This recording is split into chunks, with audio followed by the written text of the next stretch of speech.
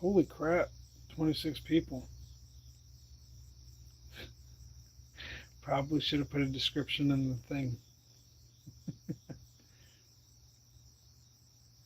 Oh boy. Yeah, I decided to go live. Only to get my mind off of some two fuckheads. Decided to go fucking in the fucking park. Wish I had my burn-up pistol. Non-lethal, man. I would have shot the fuck out of it with that one. Hey, Josie.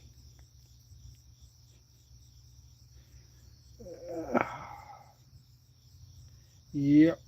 Probably should have titled this one. The the live that, yeah, I don't even know. Savan Wizman. Yo, what's up, buddy? Welcome in. Yeah, I'm going live for a while because two fuckheads decided to go fucking in a park after my jog. And didn't want to carry out a second painful uh, problem for myself, so I ended up on wanting to go live.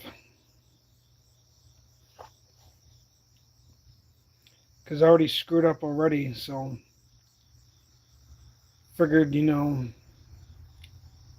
this arm's already gonna pay the price by tomorrow. Five more, five more scars to add on to it. And I can't get those two fuckers out of my head now. Trying to. Hell, I'd rather be frickin' I don't know, thinking of a flathead I could go dancing with.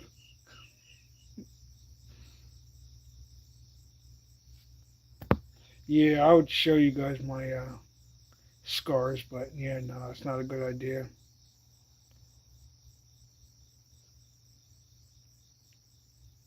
Huh? Scooby Doo.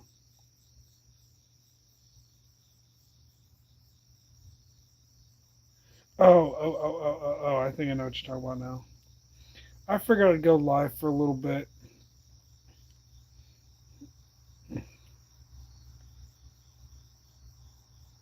I'll definitely watch some Scooby Doo. Just probably not at the moment. Dang, my arms are burning. Oh, it's my one arm.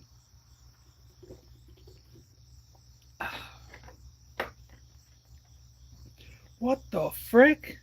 Am I reading that correctly? 42 people? Holy crap. Wow, I haven't had that. No, no, not at all. No, no. I mean, they were more the eating type. Like the only thing you could really portray for Shag and Scoob were food. I can relate to both of them because I like eating food.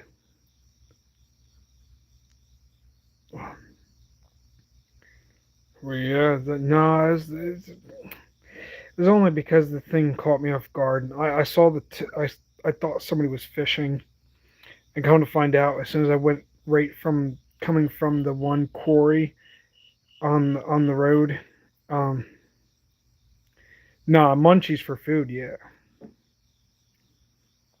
No, I guarantee if you go on like the darker part of, like the emo side of everything, yeah, you'll probably see them smoking weed and all that kind of other stuff. On like the darker web type deal for Scooby Doo.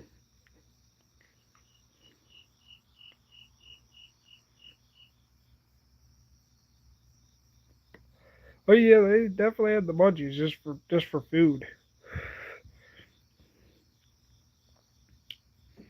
But yeah, I had to go live for a while because, dude, I'll tell you what, I got jelly legs. My whole mind just brought me back to my birth mom. That was the only reason why my whole body was feeling that way.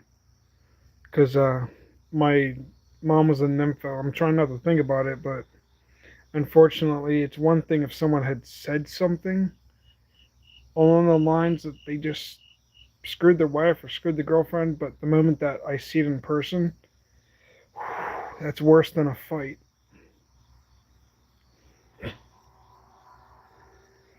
But yeah, my arms are already gonna start paying for it.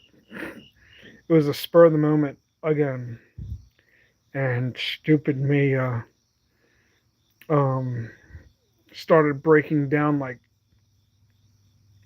I think like a quarter of the way down from Lake Saratoga, and I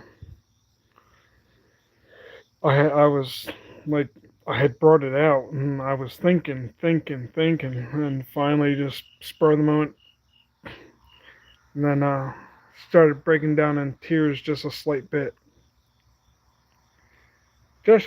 not really as much, but yeah, no, it's the worst time for me is at night. I just wasn't expecting that. I even gave them thumbs up, and then they decided to leave because after they saw, I guess apparently because I came through. Apparently, I ruined their night. I ruined their life. It's like, get a life, you two. Like, fuck off the park. They're like, I think I have an idea who it was too. But, you know, but yeah, no, I'm definitely detrimentally afraid of that kind of crap.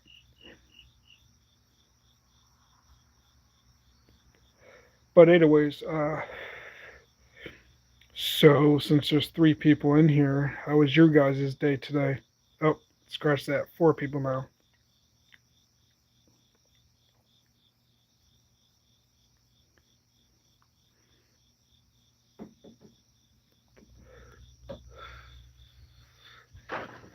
You guys do anything exciting today?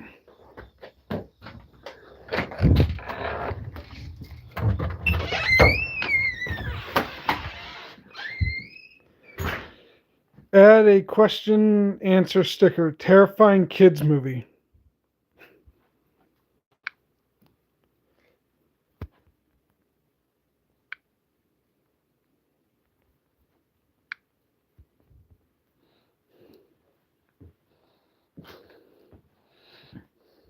All right, guys. I decided I'm gonna go. I'm gonna try it.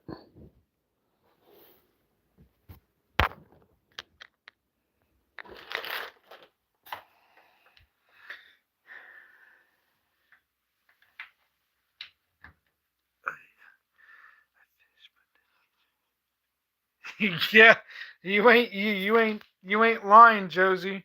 You ain't lying. Those fish are very picky. Um, those fish are always freaking picky, man. Here, give me 1 second. I gotta grab my tripod. Where did you go, my Mr. Tripod? There you are. Bring your butt over here, you big fat numbnuts.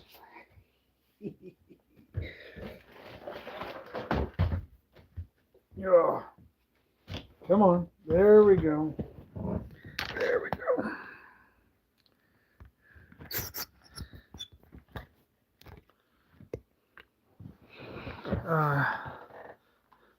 What were you going for? Smallies or largies there, Josie?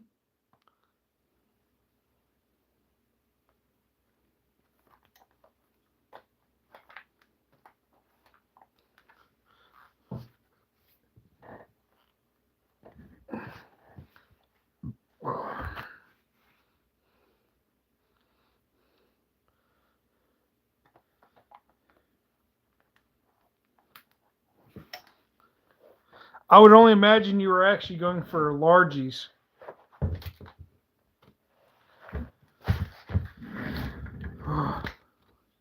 Ooh, nice. Okay. Okay.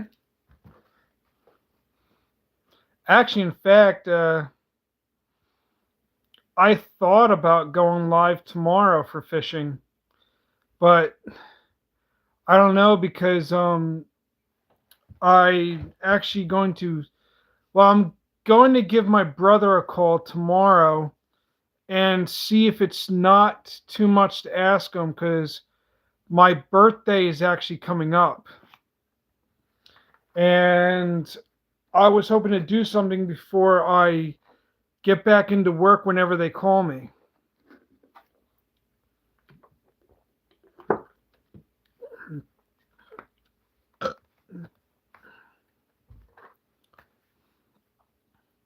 So it was either where was it? Sandy Cove, which is up in Maryland. It's like an hour and 41 minutes away from me. To go over to, I guess, Elk River, I think it was. I've been there before. I didn't really. I mean, I went striper fishing with some old heads from our church. Well, what used to be our church, and we did a little bit of fishing from the pier, but it really wasn't that much because we didn't know any. We didn't know a whole lot uh, about fishing as much when we were kids. But it's either that or if I can, I was hoping that I could ask my brother tomorrow if he would like to plan a trip up to New Jersey and do some shark fishing. But I'm not going to say for a fact that he's going to say yes. So don't get too excited, guys, because I have no idea if he's going to say yes or no. But if we do end up on going for my birthday up there, definitely if I do go up with him, I don't know if, but that's a big if. He says yes for the day. I thought about maybe going for some sharks, so we'll see.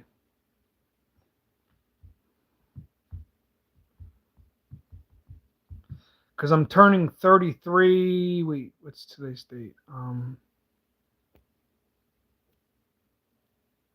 Today's August 20th. So today's Wednesday. So Thursday is my birthday. I'm turning 33. Yay! Older, grumpy as can be, and slow as a donkey. even though there can. Oh, a lot. Well, you can use for sharks, bluefish, and any type of legal bait that would be considered a legal bait to use in New Jersey. Um, I know you can use eel for stripers or for shark, or if you, I've got the hooks for them. I just, I got the thick 8/0, so that should be more than enough. Heck, you can even catch a striper on bunker. I mean, you could probably catch a bunker or bloodworms, but I doubt that I'd have enough. I mean, they're asking $40 up in New Jersey for a dozen bloodworms, so I doubt that I'll have the money for that. But that's if we were to go up to New Jersey. I mean, my mom don't think that she was talking about it. We were talking about it, and it sounds like Maryland's out of the question, and possibly New Jersey if my brother says no. So, I mean, that's just how it is. He has a family. He's got like 3 kids now. They just had a boy. His wife just had a boy like not too long ago. Plus, he's got animals to attend to. So, I mean, he's got a busy life. But yeah, mainly bunker, bluefish if you can catch them. Stuff like that. I think Scott was using croaker when up in New Jersey. Him and his wife and I think a guy named Bob were up there since Bob lives up there, and they were using live bait for sharks, bigger fish. But I doubt I'll be able to get to go though. But we'll see. I mean, I'll give him a call tomorrow. We'll see. I'm not really worried about it. The older I get, the more I'm so used to people saying no.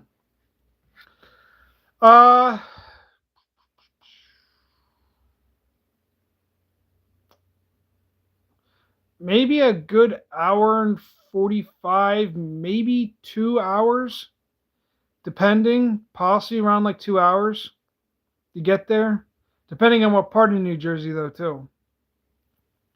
But most likely, it'll probably be like an hour and 45, hour and 50 to 2 hours just to get up there. Because I know the last time I was there was me, my brother, and his wife's older brother.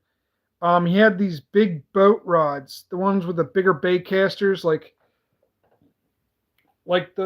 this big. And he had like 80-pound braid on both of them. One was smaller, one was bigger. It was one of those ones where you actually have to paddle the stuff out there with like 10-ounce weights, like 10 or 12. And we did have a shark on, but we lost him. And then we ended up getting a big, huge, it probably could have been about like 100-pound stingray. And yeah, we we at least caught one fish.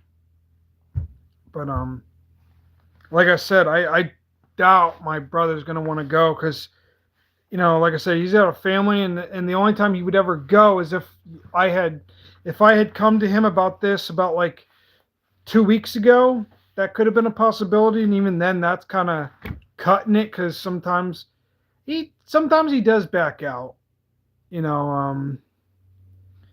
But I just figure, and if I don't get to go, then possibly maybe try and, I don't know, probably hit somewhere. I mean, I'd like to go for carp again before the season ends.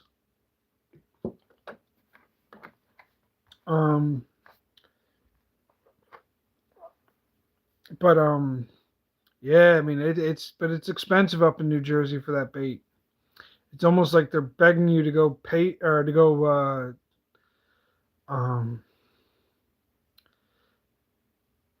Yeah, well, carp usually end sometime before.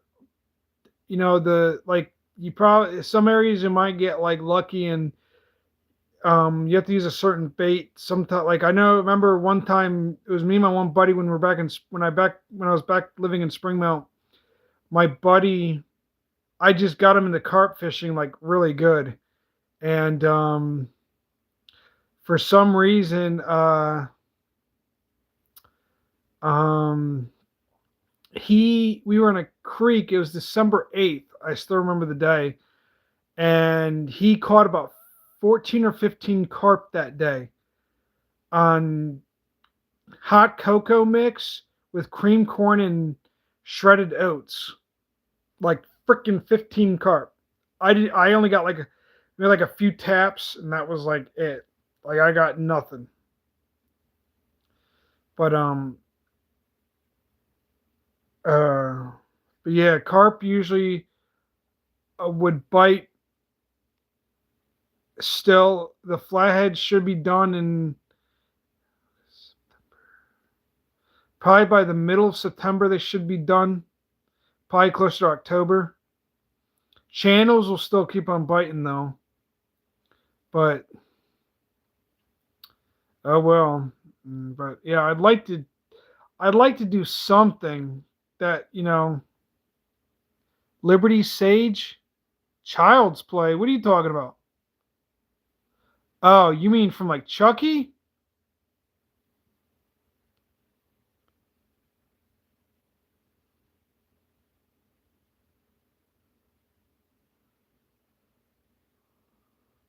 No idea. Oh, okay. Huh. I didn't really like that movie.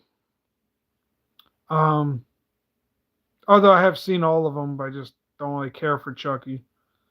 Um, but yeah, I'd like to. I could care less about clowns. Yeah, I mean, I've heard of it.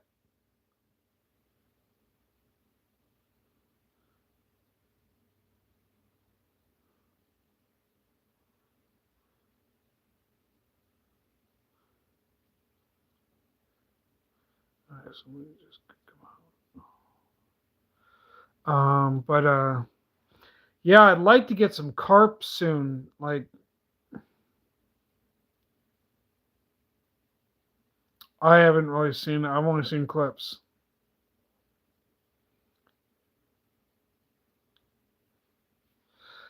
You can, but the only place that would really be really good, well, near me, would probably be Lake Sanatoga. Um, Only because the fact when all that sludge goes down, uh, it's a lot better. I'd probably say I really, really, really want to use this strawberry and maybe some um maybe hopefully try and put some corn at the end of the hook, and then like maybe douse my corn in vanilla extract. Thanks, bud. Greatly appreciated.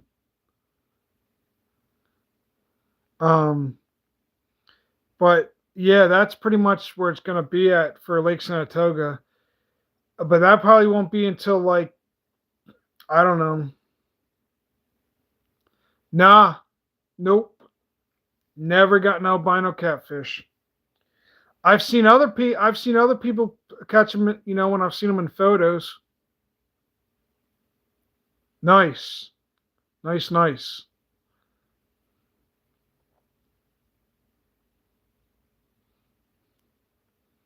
Um, but yeah, no, I know in the UK, Josie.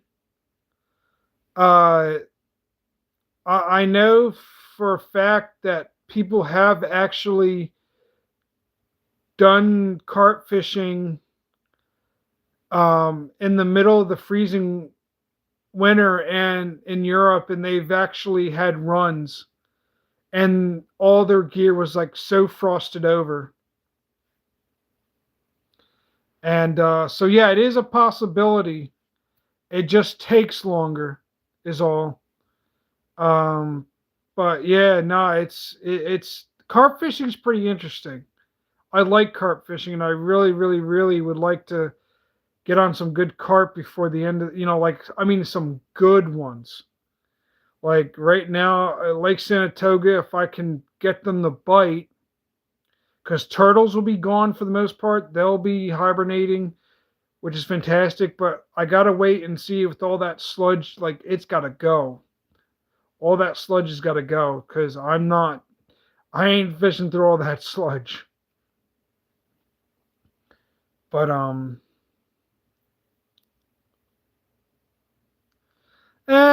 mean, for carp, like my only biggest one is like 35 pounds, but that was way before I could ever go live. That's even before I ever thought about even getting YouTube. And that was at the one park, Green Lane Reservoir up in Red Hill. Actually, in fact, Josie, I fished with Scott up there a few times. But we've been like that. Yeah, that one day that you came in, the scooters were on the pier, and I was over by one area before we moved to a different spot. And that's when I had gotten a nice, decent run. That's the same place. When they were, since they were on the pier, that's where I caught my 35. This one, Henry Lennon said that it might have been like 26, 27. But I don't know. It was kind of pushing pretty close to that. I don't know. I didn't really have a scale. So maybe he's right. Maybe it was like 26, 27 pounds. But it fought me for like a good hour on 40-pound braid and 20-pound leader braid. So, yeah, it was a good fight. A good freaking fight. Off a Tiger Shakespeare ride, which was like freaking fantastic. I had just the right rod for the job for that carp. Man. Whoo. I felt like I was at the freaking ocean. Just without the waves.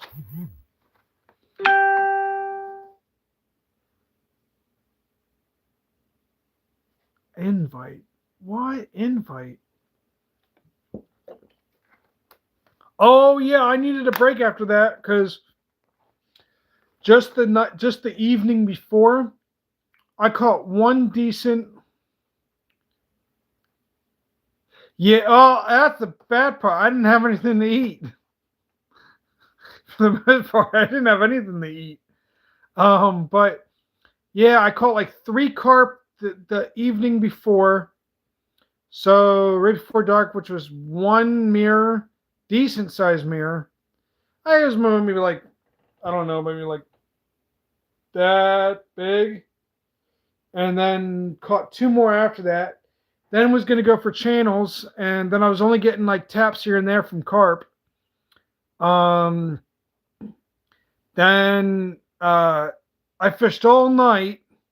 Didn't get a single freaking thing after that. Maybe like a bullhead. And right at 6 a.m., like a few minutes after, like at 6 a.m., there was a carp biting. And it was just chewing and chewing and chewing.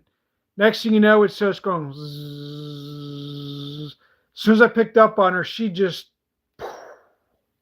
like, I couldn't even stop her. She took me like 60 yards out, went all the way around until you got to this one spot.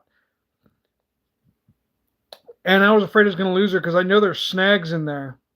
And I got her netted, and I had someone take a picture for me.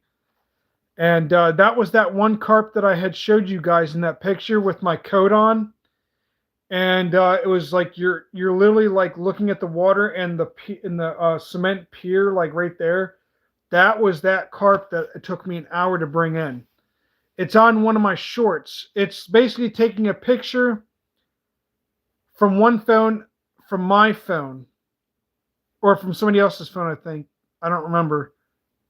Something like that. I know there was another phone involved, but yeah, that was more or less like towards the bottom of my shorts.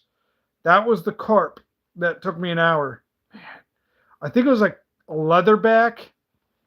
in the UK they call them a lot. They call them something different, but it's just their top looks more leatherish.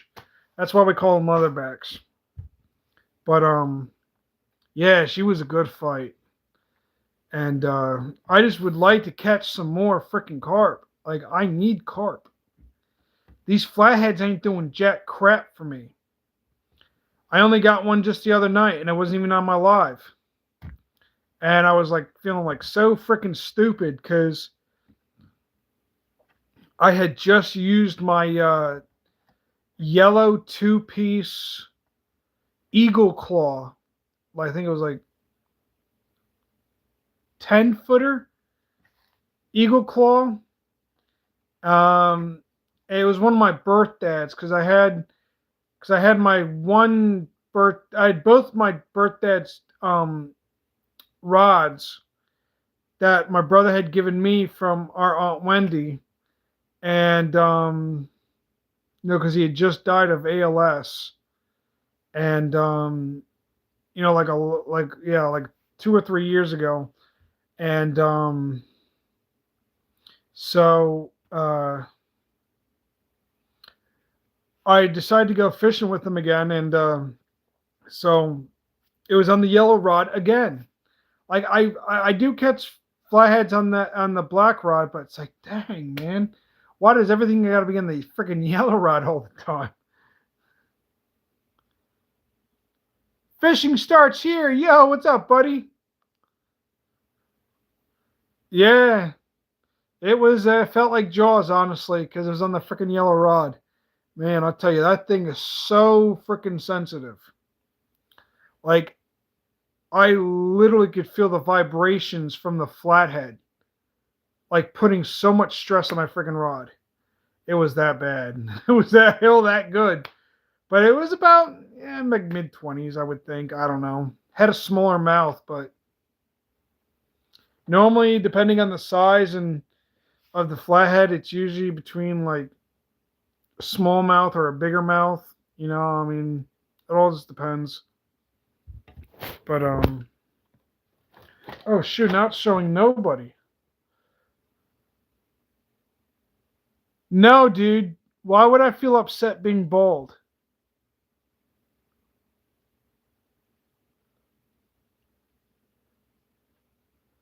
Well, what's the meaning behind that?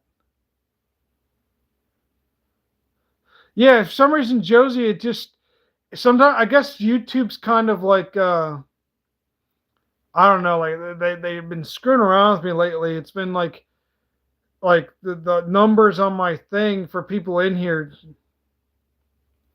Okay, I mean, yeah, I went bald. It's because of the beard. I don't grow hair here. I only grow hair here, so I have to go bald. I mean, I don't care if I don't look handsome because of it. Don't bother me. I'm not looking to attract. I don't want to attract the ladies right now. I've already got enough problems with my. I just want to go bald because that's what I want to do. I can't help that, it's just that's what I want.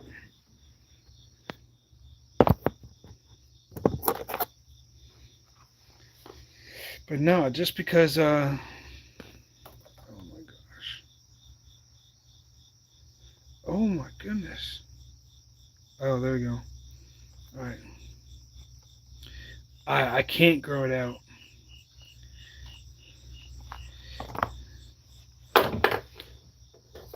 That's the only problem. I can't, and I'm not going to be buying all the stuff just to do that.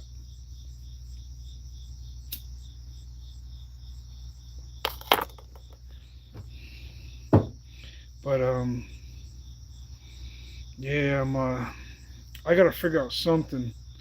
I may not even bother calling my brother tomorrow. I think I already know my answer on that one.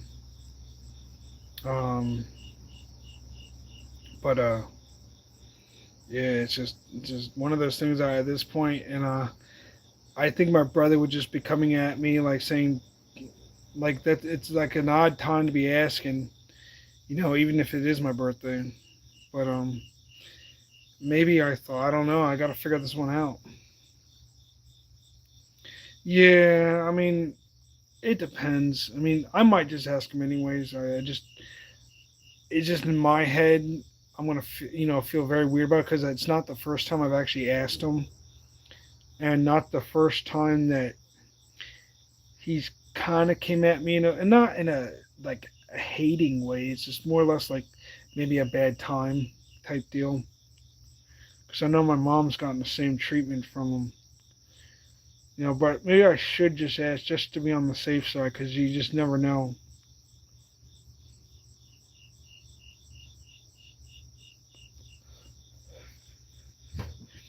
But yeah. So what is your guys' PB fish? It could be any fish, anytime, anywhere.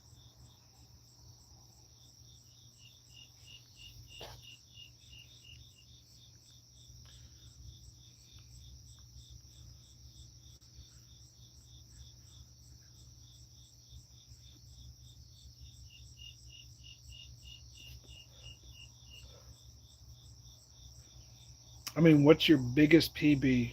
I don't. It could be a pounder. It could be 5 pounds. It could be like 20-pound catfish, 30-pound muskie.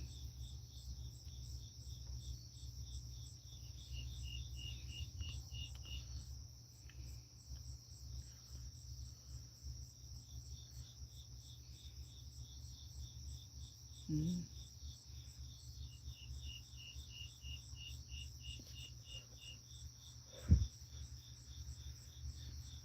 Ooh, 6 pounds. Dang, that's a football. That's a freaking hog. 6 pounds, 7 ounces. Dang.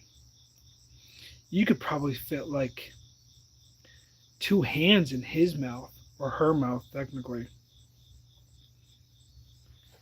Because all the males are what, like between like a pound or 2 pounds, and the females are what, like three and up.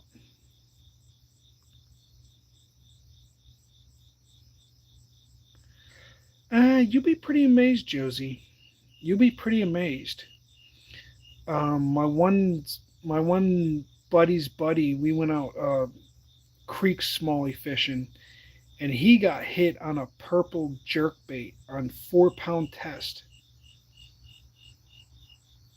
Ooh, I'll have to go back and look at that. But he had I think it was like 2 pounds and some odd ounces. But yeah, don't forget. I mean, like if you're using light tackle though, that they do put up a good fight. That's actually 2 pounds smallie. That's a good smallie. No, I mean compared to any of the other bigger smallies. I mean, yeah, I mean like you get 2 pounds and up with smaller tackle. Oh my gosh, like you like it bends it down like it was a flathead on your line, especially when you get them in the current. But a 2 pound smallie, Josie, that's a really good smallie.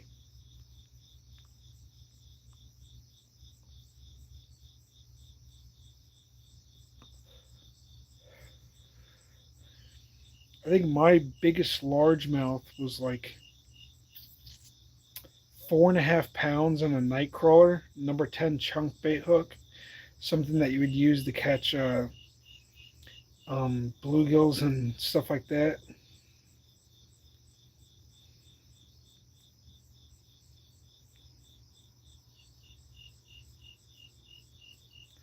Oh man, that's not good. Yeah, I would probably I'd probably cry myself losing a fish like that. Whew, man, I'd have been like, what the heck? Oh yeah, I actually, in fact, I caught one on a. I caught two in a whopper plopper actually at a pond that had a bunch of crap, like a bunch of seaweed and lily pads, and I had to skim through all the bad stuff just to get, I was just really in slowly, and I caught like a decent, like close to a pound largemouth. and I caught another one further in the back, and I found a bigger opening. And my buddy says, just go along like the edges, you know, nearest the to the embankment. And I did eventually, and caught one on a whopper plopper. I think it was a black and silver whopper plopper, like one of those Ozark Trail ones from Walmart. But it did catch me a largie.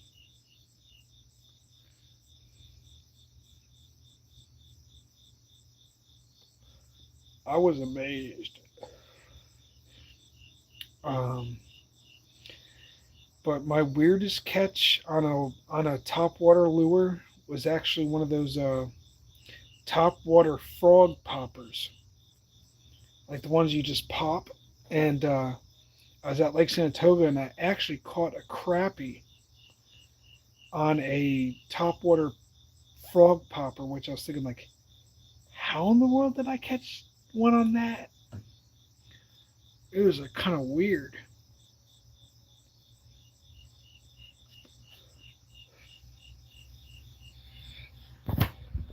But you just never know until you throw. That's Catfish Dave's motto.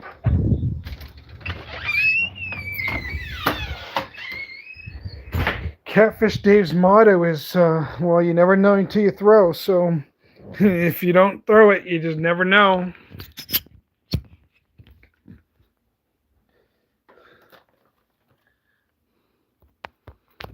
But I thought about maybe doing some smallmouth fishing tomorrow. I don't know. There's not very many places. I mean, besides the river, there. I mean, like, it's kind of hard to tell because I really don't want to hit an area where it gets too deep, you know, because in a creek, I know what I'm getting myself into if I can see the bottom. But, um, but I need to get down to Ollie's. Ollie's has some really good stuff, and I mean, I'm honestly just waiting for what's his my buddy Mike. I'm waiting on him to see, you know, to get back to me on when he can drop off that kayak, because once he does, I'm going flathead fishing.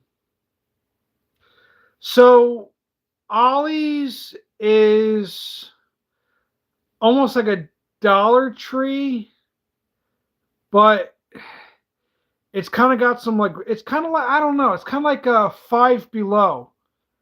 But in this case, it's got some really good sales, and they carry some fishing stuff. Not a whole lot of I mean, they do carry a good bit, but not a whole ton, but enough. But they do carry fishing line. They do carry rods. Not too big of rods. They carry like 30-pound mono, 30-pound braid, 20-pound braid, 10-pound braid, some mono. They carry food. They carry all sorts of stuff. But Ollie's is yeah, it's a really good store. I've been in there before, but I'd really like to buy a lot of their soft plastics, especially some rooster tails if I can find them over there, because it's probably gonna be a little bit cheaper. And I just really, really, really would like to, because for smallmouth fishing, you know, like it's just because once I get that kayak, it's like game on. Like I really, because I've already got the jig heads and everything and what I need to go for smallmouth and a kayak, but you know, like it's just Roach, yo, buddy, what's up? What's up, buddy? Welcome in. Wait a second. You ain't modded. I know this guy. Yeah, there we go. Standard moderator. I think who was the other one? Fishing starts here. Yeah, I've seen him in here before. How did I not mod those two? Oh my gosh, man. I'm falling behind. I tell you, when I hit 33, I'm probably gonna forget like 10 things. Ay, vey. Time to start waking myself up. Um. Oh, nice there, Roach. Nice. What are you going after? Smallies or largies? Pickerel or muskie?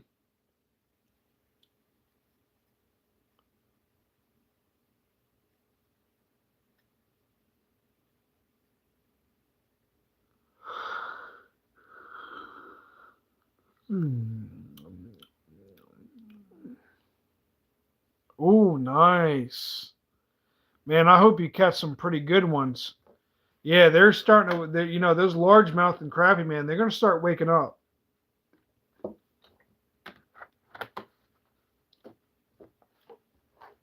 But the only way I can put in a kayak is if it's at the river without paying for a permit. Like if I was at a state park, let's say Nakamixon, you can't bring a kayak into Nakamixon and expect just to put it in there without getting it quarantined first or something like that, or getting a permit for it. I think it's like you have to have a permit for it and have a sticker. For the river, no, you don't need a permit for it.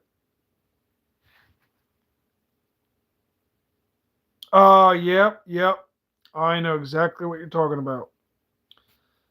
There's actually a nice place I'd really like to go for largies and stuff like that, but fortunately, that still involves me having to get the permit and the sticker.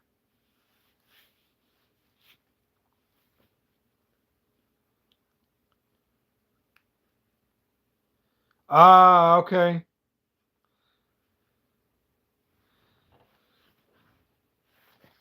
Uh,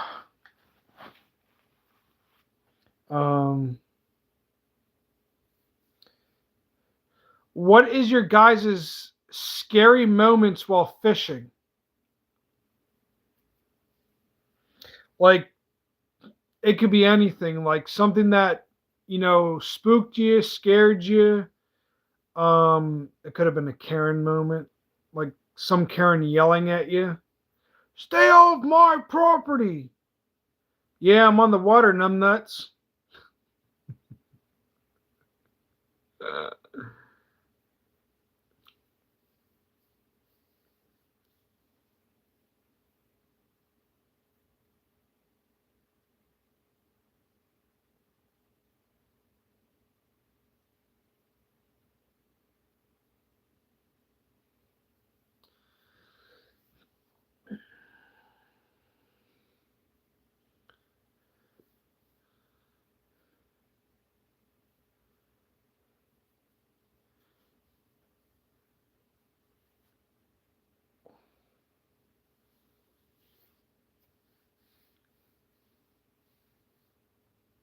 hmm.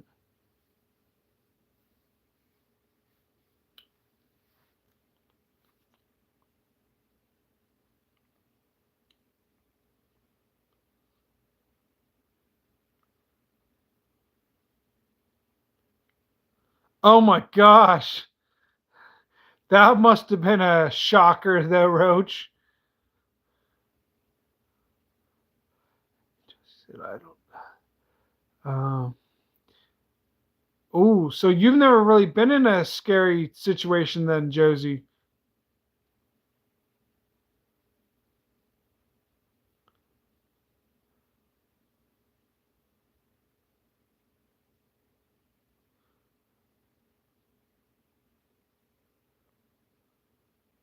Ah, okay. Ah, you're kind of like me. Forget forget too much about it. I've been I've been there, done that.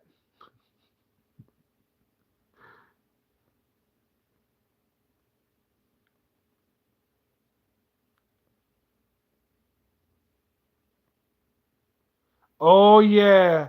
You're talking about Lake Erie, dude, right?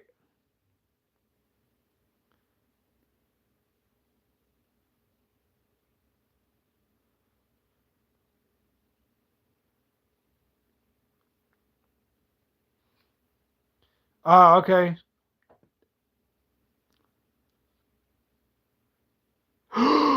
No way. Well, I bet that one was an interesting time though, Josie. Whoo! Was it thundering and lightning? I mean, well, besides, you saying thunderstorm.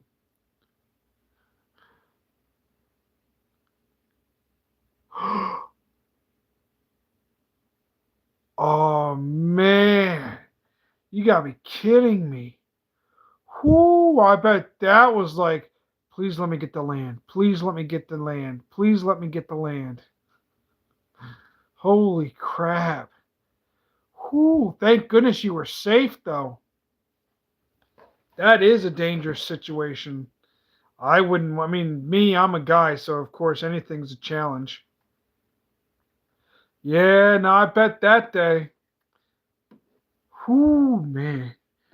Thank goodness, God was looking out for you. He definitely blessed you with getting back to land safely.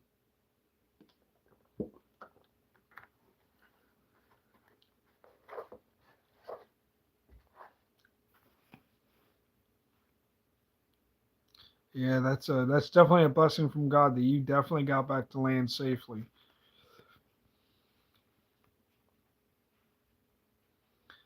But thankfully, it wasn't no river; it was just a lake.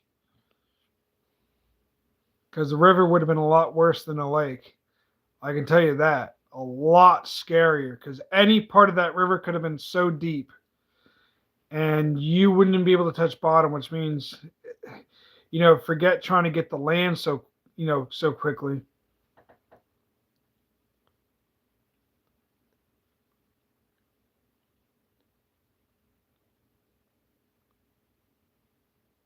Oh yeah. Ah, Josie. Okay, so you guys probably hit a green moccasin. Green water moccasins have been known to chase humans from in the water or on land. They are ones that will literally chase you. You probably hit a nest. Yeah, you probably hit a nest and you maybe didn't realize you got too close. A lot of times,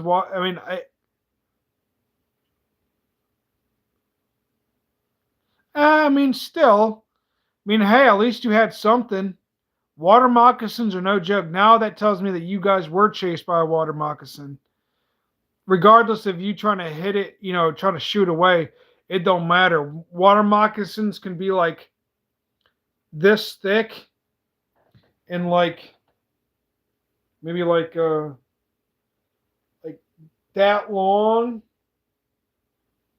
I mean, they are no joke. They probably get a little bit longer than that, but yeah, water moccasins are no joke. They're poisonous too.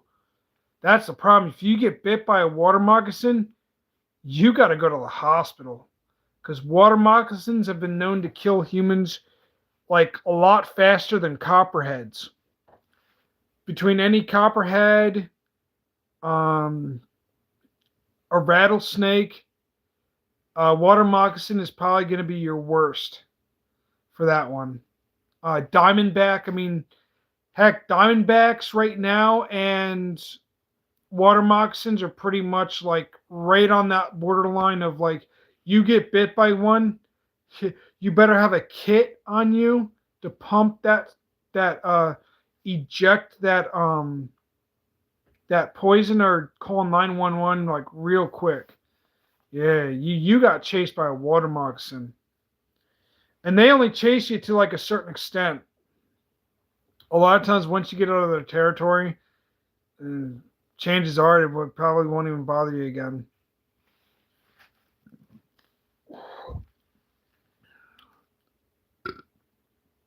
Oh, excuse me.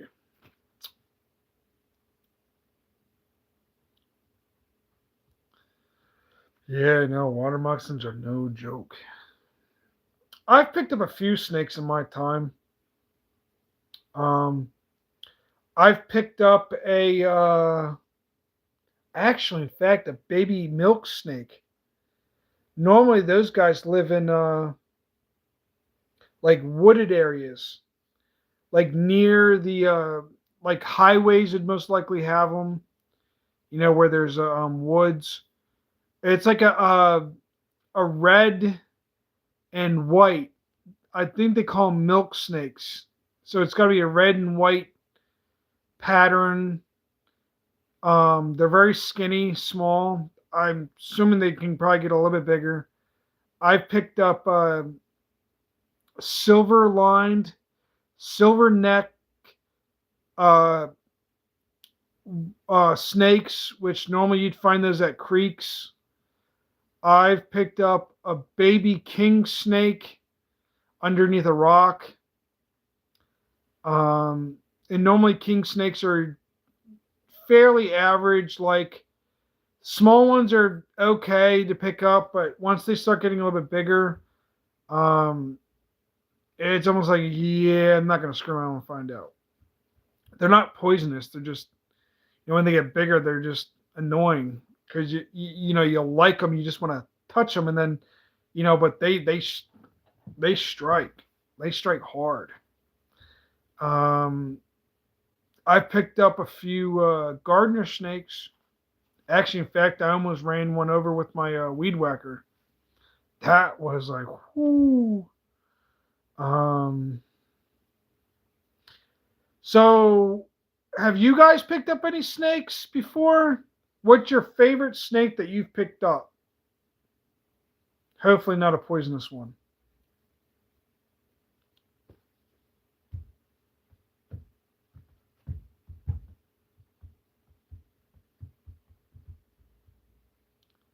Oh man, I love hog noses. Oh man, I love hog nose snakes. Actually, in fact, what was it?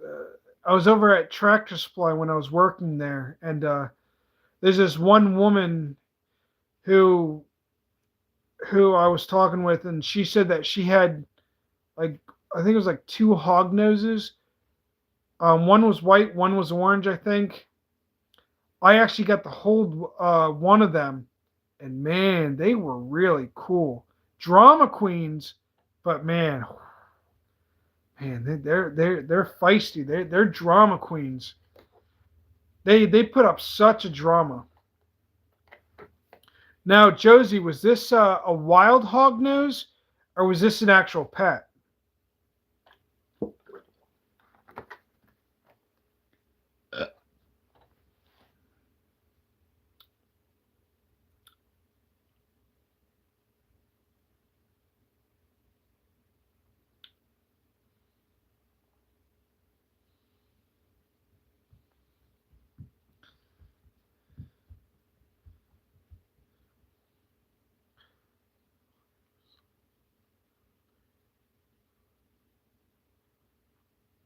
Yeah, absolutely. Oh yeah, I'd love to see it. Oh my gosh, I'm so excited. I'm like a little kid. Wild. Okay. Yep. You don't really find that many wild hog noses, but then again, in your area, they you probably get quite a bit of them. I think wild or store bought hog noses, they're still drama queens. It's like you touch them and they go.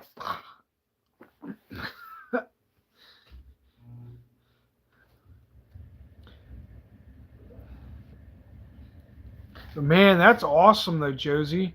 Holy crap, I'm actually kind of gel. Man, woman, now you got me wanting to buy a snake.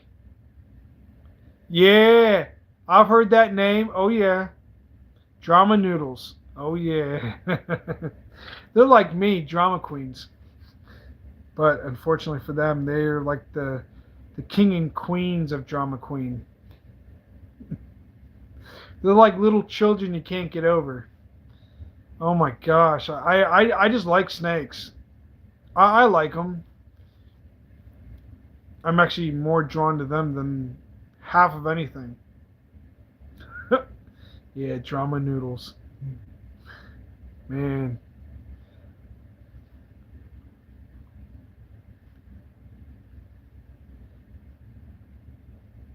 Oh, I wish I could. I don't know if we have any hog noses up here, though.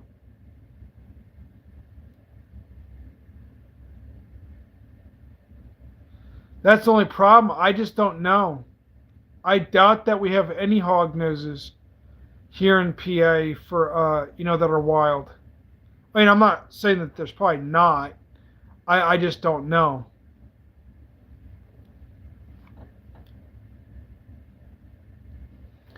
Um, the only thing that I've really technically picked up that was wild, besides snakes and stuff like that, and bunnies, wild bunnies, I took care of them for like a night in a day, or actually one night.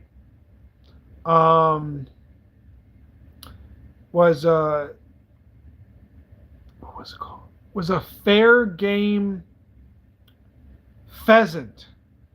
It was red, white, and had a little bit of black in it. I was fishing the one day down behind Moshe's train stop, and it was after a really, really big storm.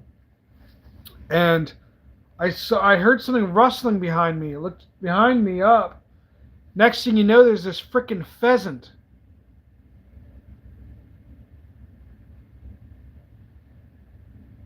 Oh yeah, pheasant. Oh, you talking about the pheasant?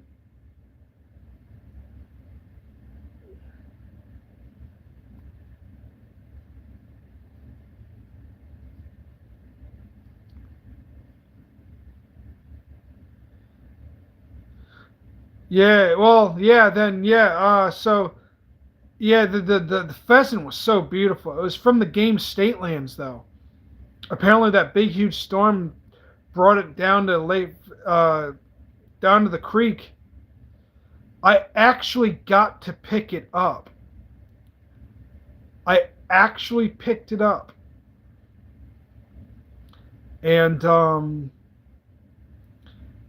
was kind of admiring it for a little bit until a twig decided to get caught, and the thing bitch slapped me.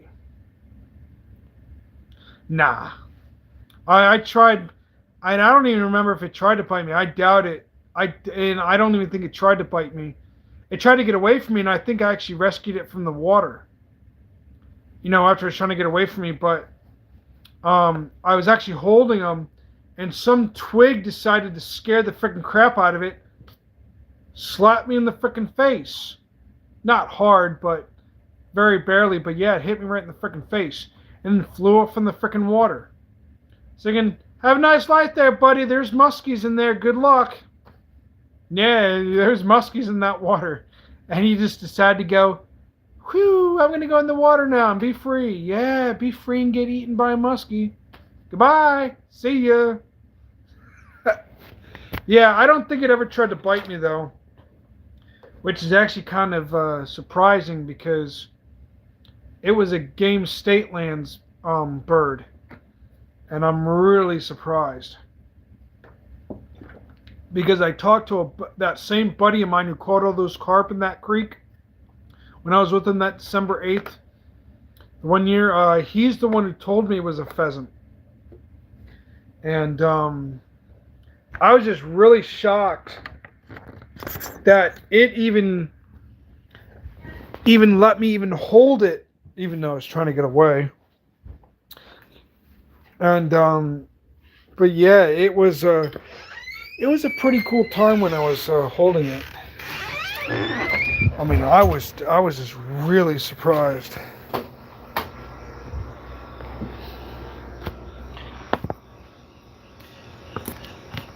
And sorry guys if I seem to like hesitate here and there when I'm talking. It's mainly because I'm still trying to get those two frick heads out of my head. It's slowly but surely creeping up on me every time. And it seems to be going right back into my brain, which then causes my body to go into shock, unfortunately.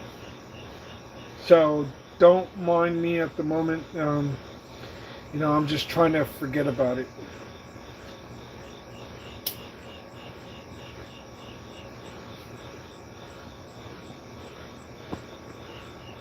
Oh yeah.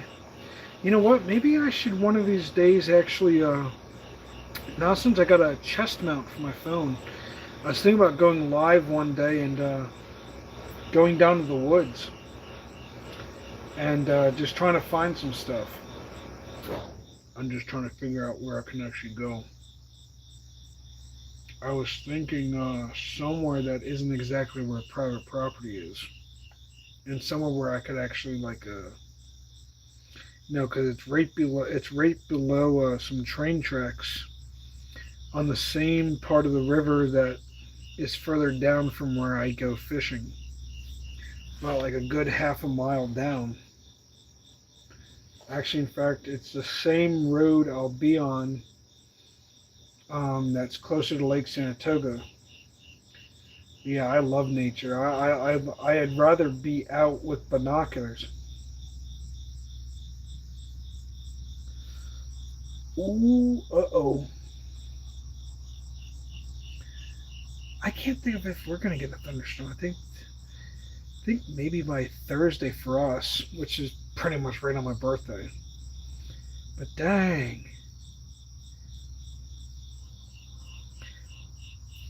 Josie, do you usually fish at the same like lakes or rivers, or is there any other parts of the river that you haven't really hit, or any part of the lake you really haven't hit?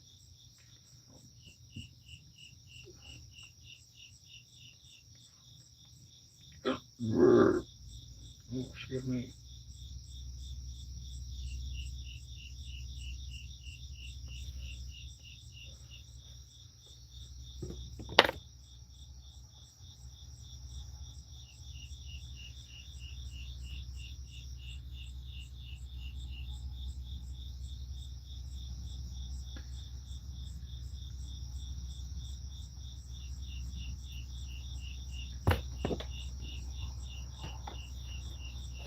Or is there like any other like area?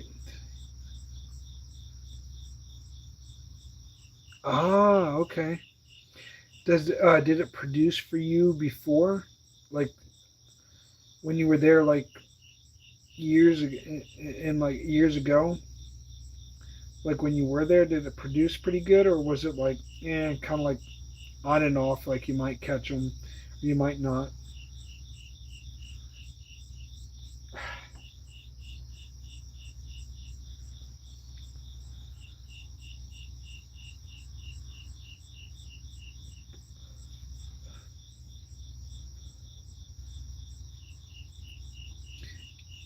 Yeah. Seems like you almost have to go to like like somewhere where that like I was gonna say like almost like a creek. You almost have to hit a creek in order to catch like smallies or largies. Which I know from what you were saying, Josie, you really wanted to hit the creek again. Because you said that you definitely like wading in the water in the summertime and go. I think the one thing that you were facing is you didn't have a chest mount. At least that's what I think from what I remember. Like you were hoping to get a chest mount.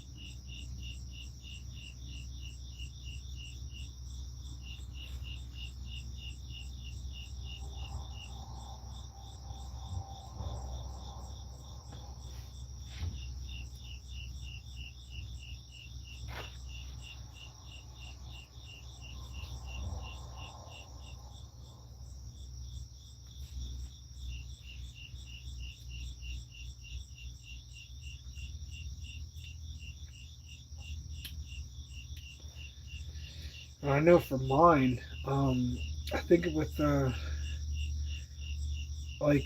actually have to go back into Amazon and take away the and cancel that subscription for the 14 something a month.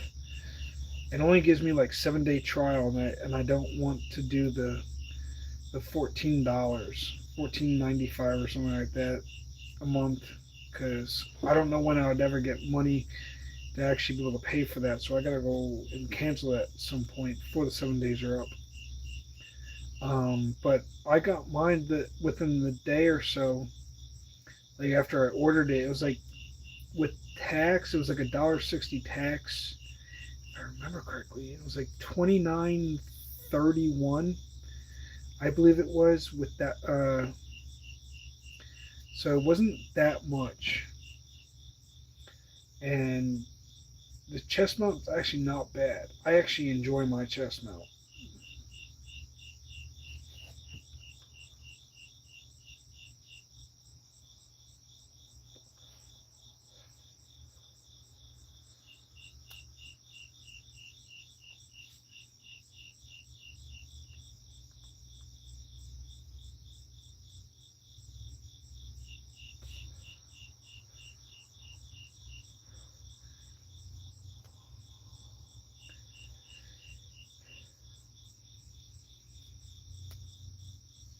But I was about to say there, Josie, if you were able to get a chest mount at some point for your phone, I would say definitely hit a creek or something. If you got like a creek for like decent smallies and largies, that'll probably be like your best bet at this point with everything that's with how fish are biting nowadays.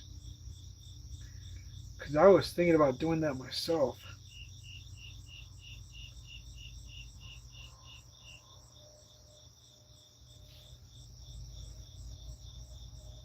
As long as my phone don't hit the water.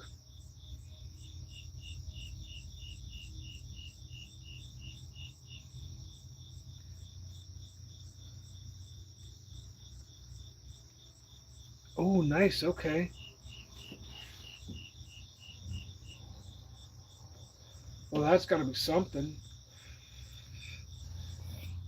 I mean, dang, I don't even think where I'm at. I mean, I can only wade like so far. That's the only problem. Actually, there is a creek. I mean, there is an actual river. It's right behind. It's actually right behind the quarry. I could technically wade it, but I'm just not sure. Without a kayak, it's almost nearly to want to wade it. That's kind of one of the reasons why when I get that kayak from my buddy Mike, I'm hoping to actually just uh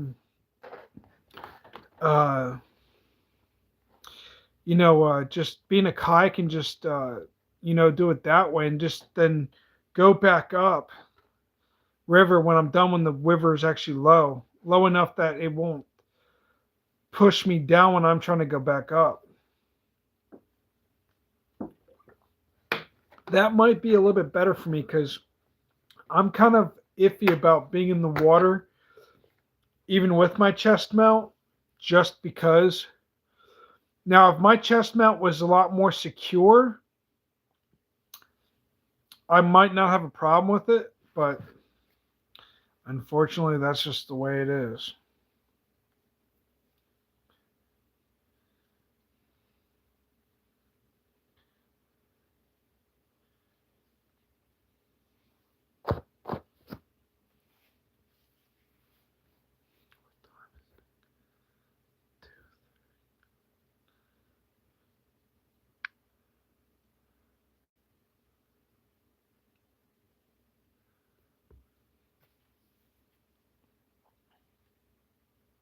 Oh, nice. So you wouldn't even have to worry about whether or not you can actually see the bottom or not then. Because I'm about to say in my area, yeah, it's kind of can get like that, but it's almost nearly difficult only because of the fact that some areas could be a little bit deeper than others, at least from my river.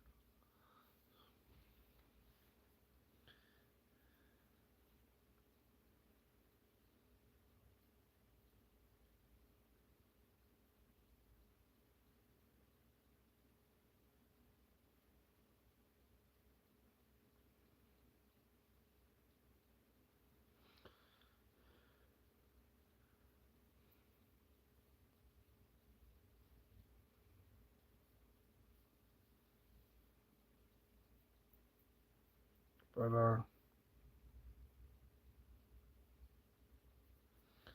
yep.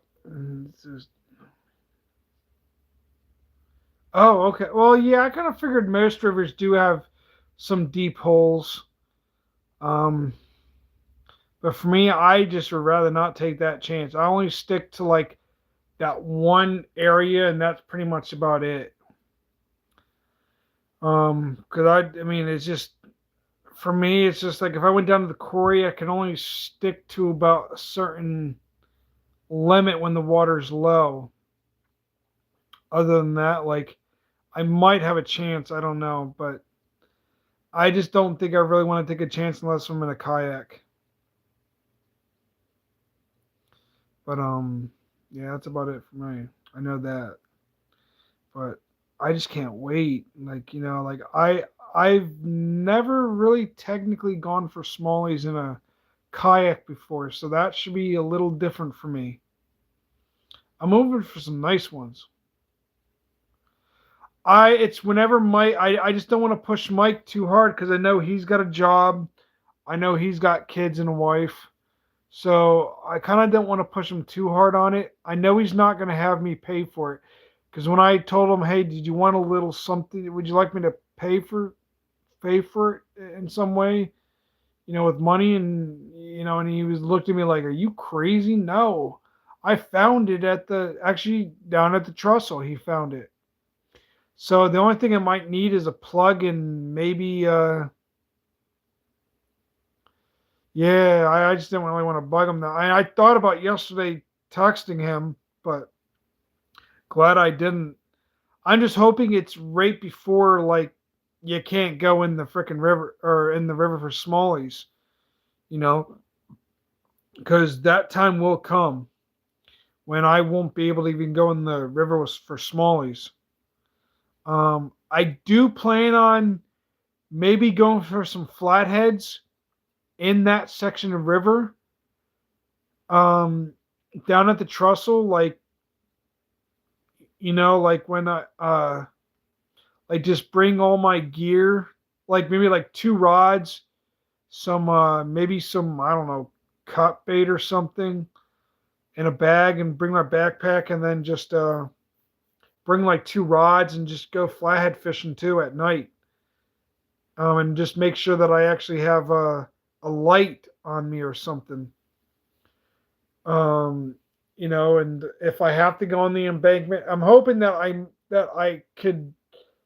If I can't find my one anchor, then I'll most likely have to buy one from Walmart.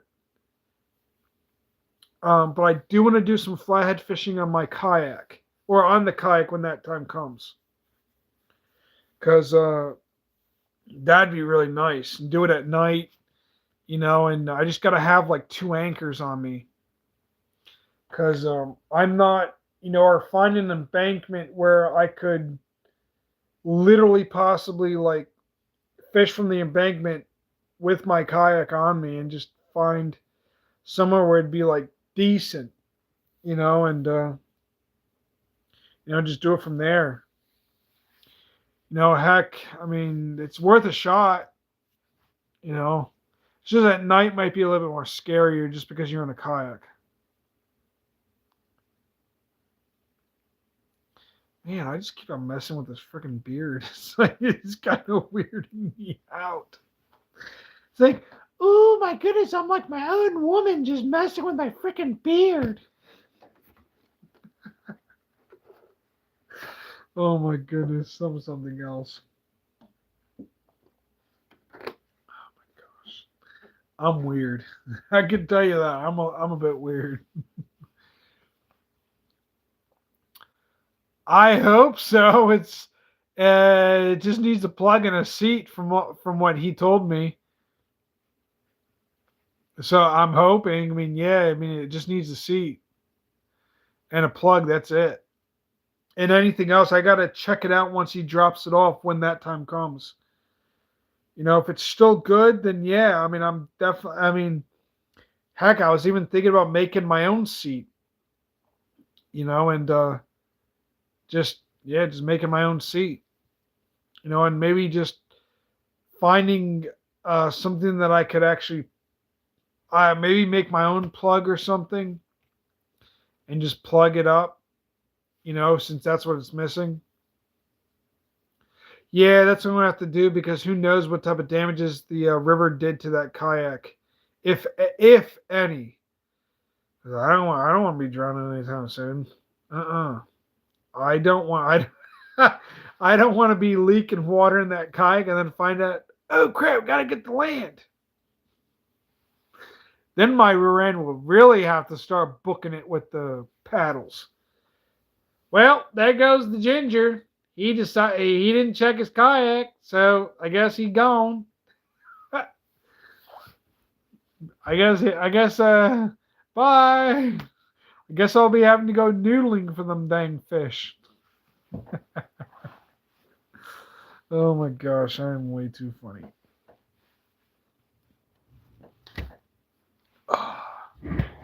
Yeah, I will definitely have to be checking for cracks and whatnot.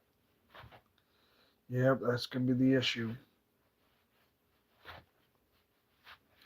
And once I have this kayak, I ain't selling it because that will be my only source for getting out if I ever wanted to. And I might even use that kayak for carp, especially since it'll be in the river. I also want to do some carp fishing in the river as well and just find a nice area where I might see a carp jump and um, maybe bring some, you know, like a small bucket with pack bait and cream corn. Nah, I can't use my bike right now either. I got a flat tire again in the front.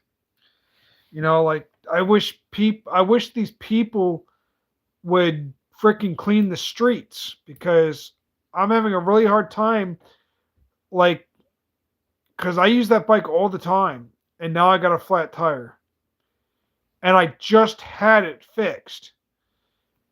Actually, in fact, my friend had actually paid for the tubing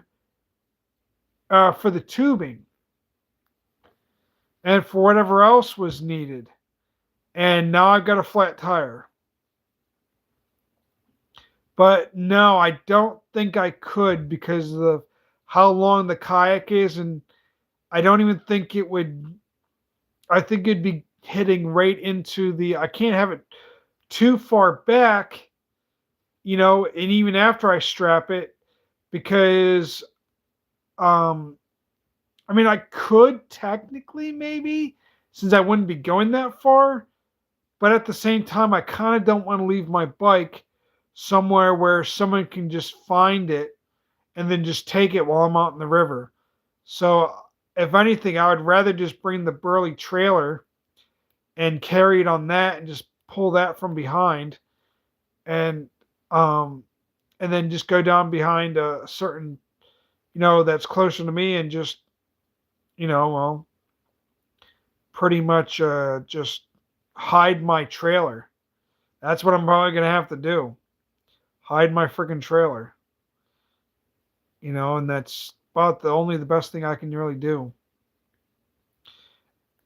And I can only hit the river with it because I'm not paying out the money just to get a sticker and a permit to and then have to go through like the 14-day quarantine just to put it in a lake. To me, that's just like asking way too much on my part. Plus, like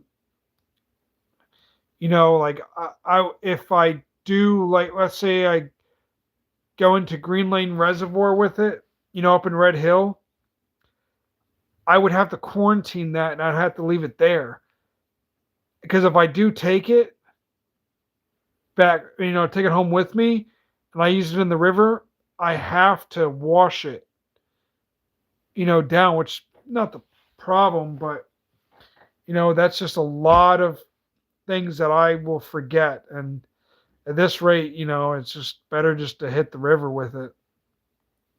That's pretty much where I think I'd be at for the most part. Yeah, my bike's got a stinking flat tire now, so it's like great. Oh well, I mean, it was bound to happen at most part.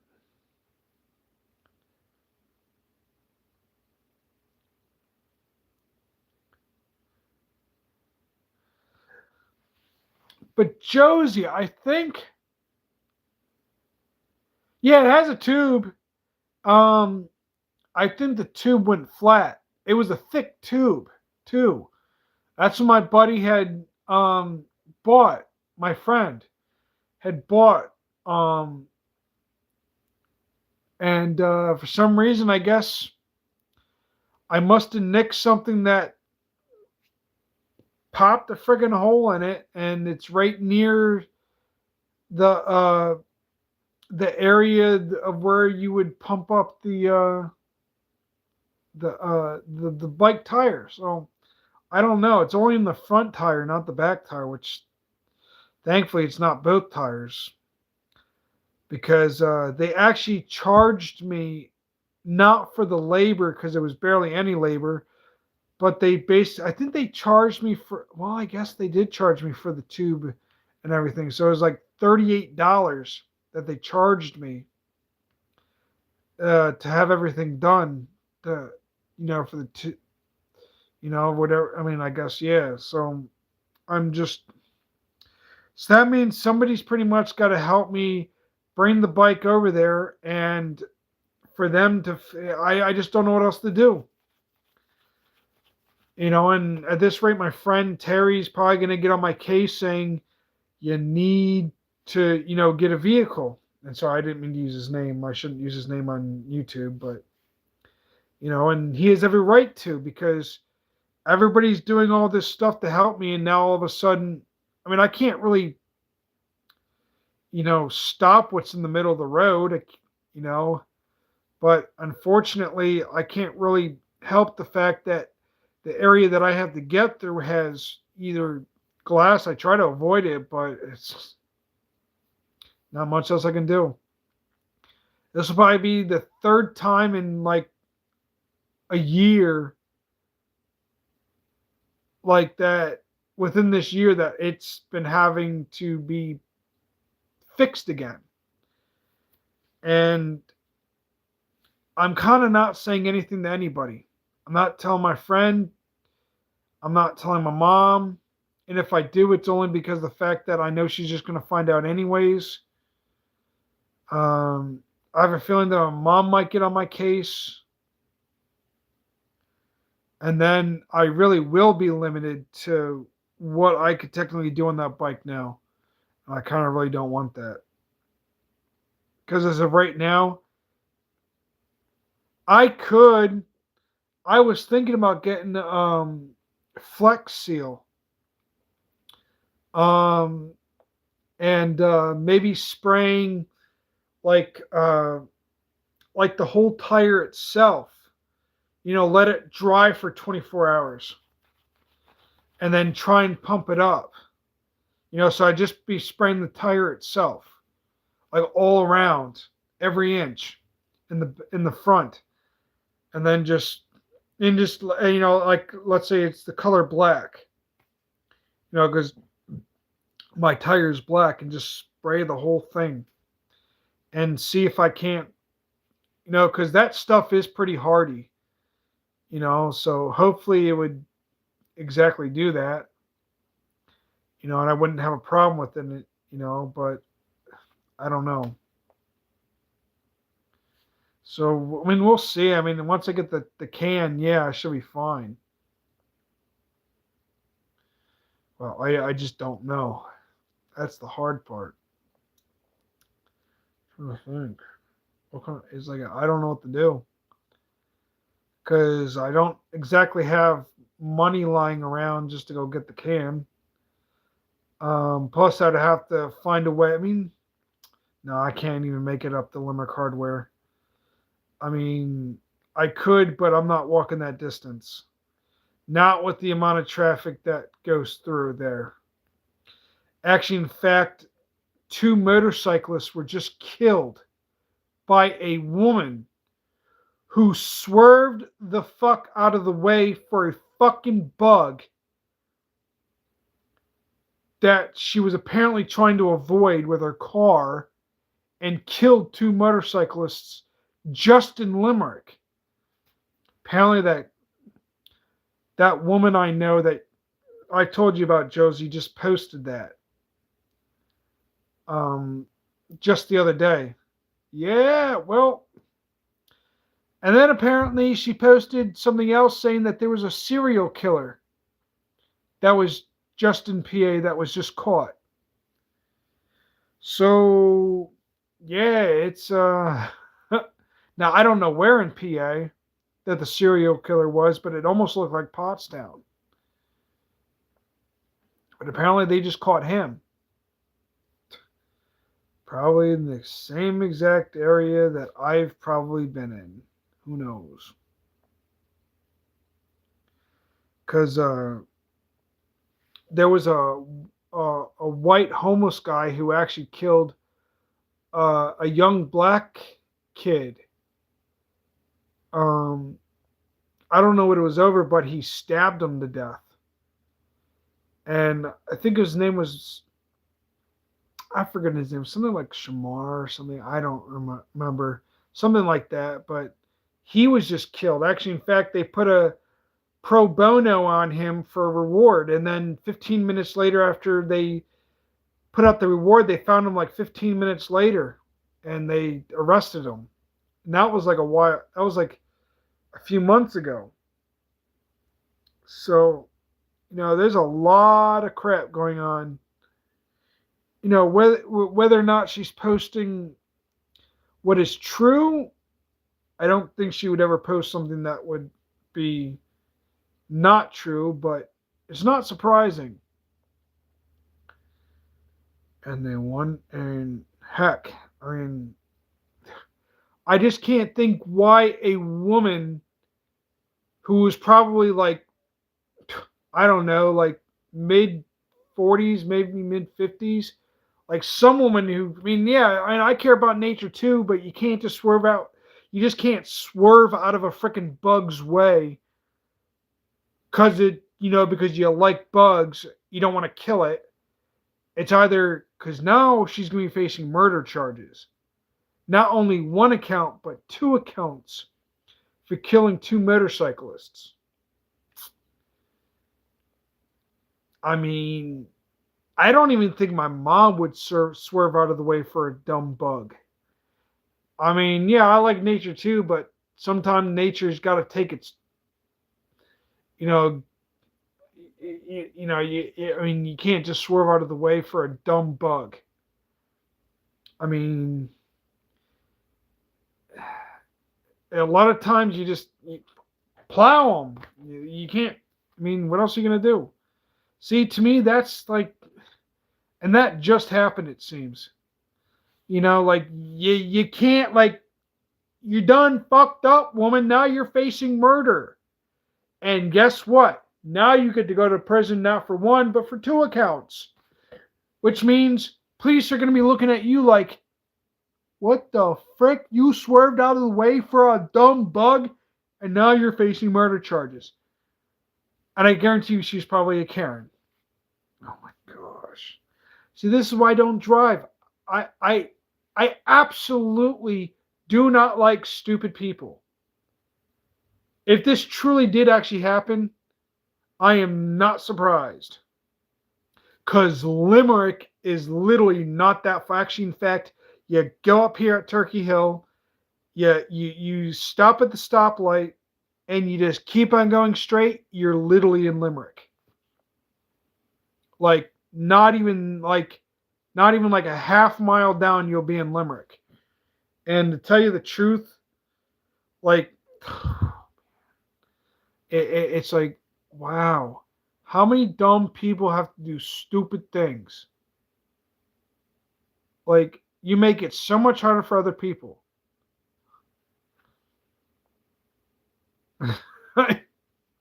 Oh my gosh. And honestly, tell you the truth, I mean, I don't even trust half the crap that happens on TikTok.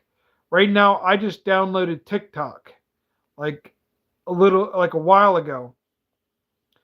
And actually, in fact, I've got over 300 likes, 300 views on my one post for the flathead.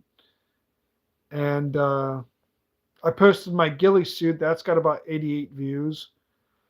I posted my little turtle, that little guy, that little quarter shaped type of turtle, which I have no idea if he's dead or not. I gotta clean that tank. I know the musk turtle. Oh man, he's loving what he's in. Actually, in fact, all that gel that was on him, all that gooey slime crap, actually came off. So thank goodness.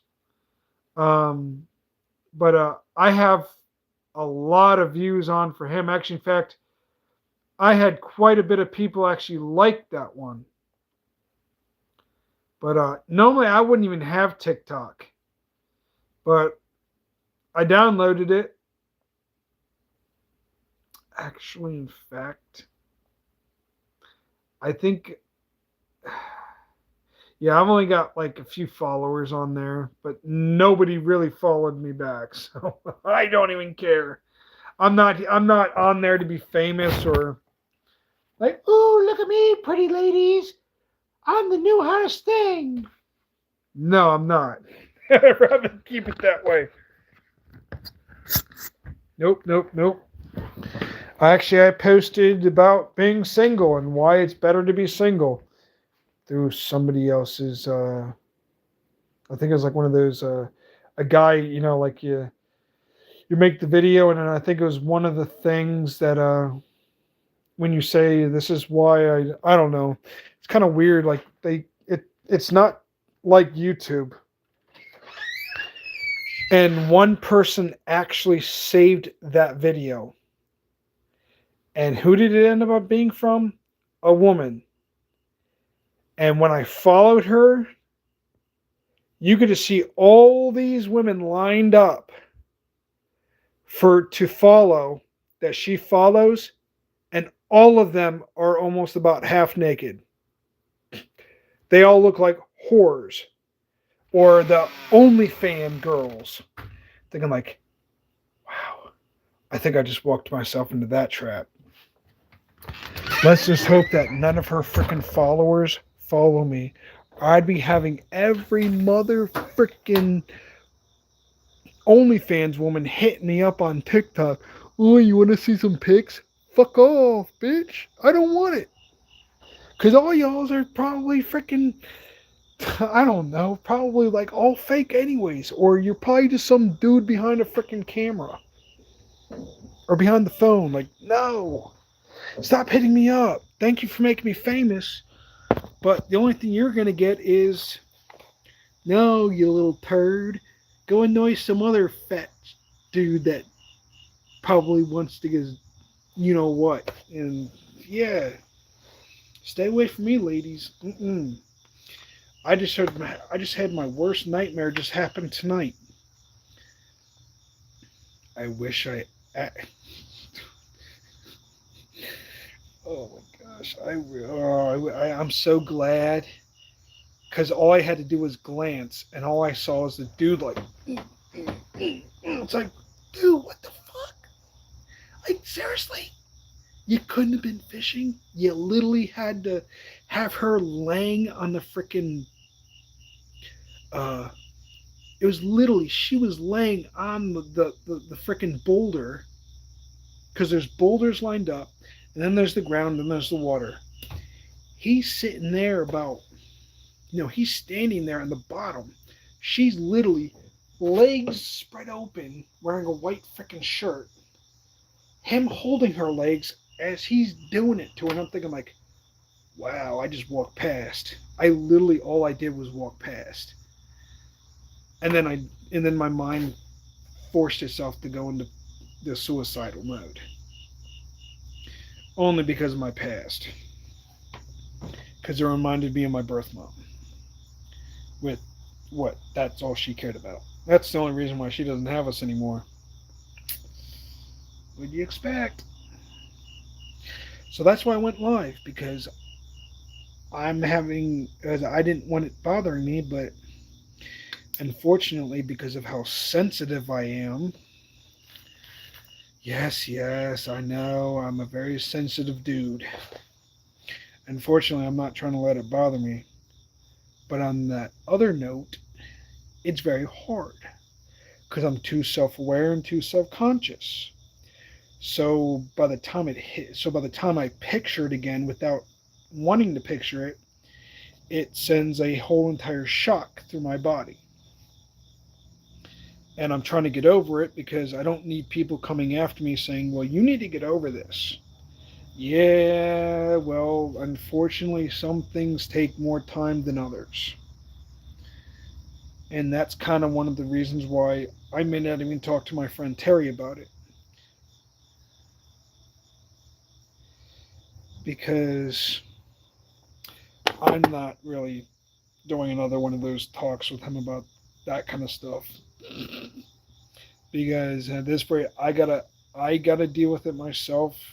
And at this rate, it'll go away eventually. Don't get me wrong, it'll go away with popping up here and there, like rarely, maybe every once in a blue moon, but it might take a day or so because this is the first time I've ever actually walked up on somebody who was having sex at night.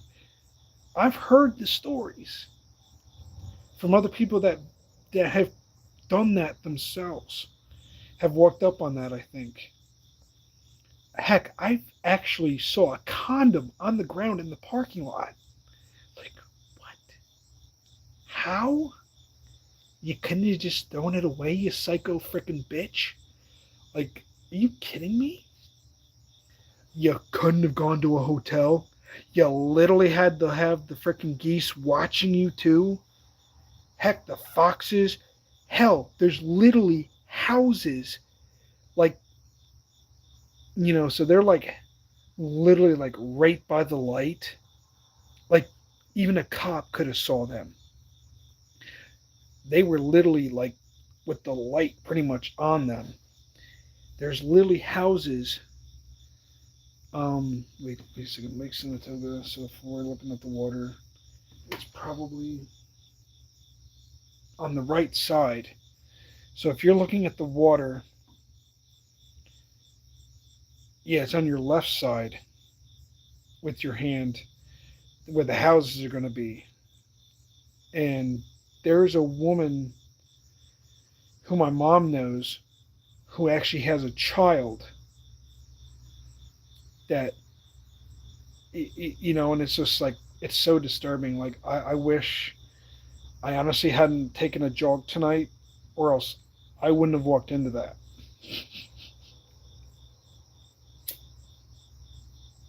I'm trying to not use suicide as an excuse,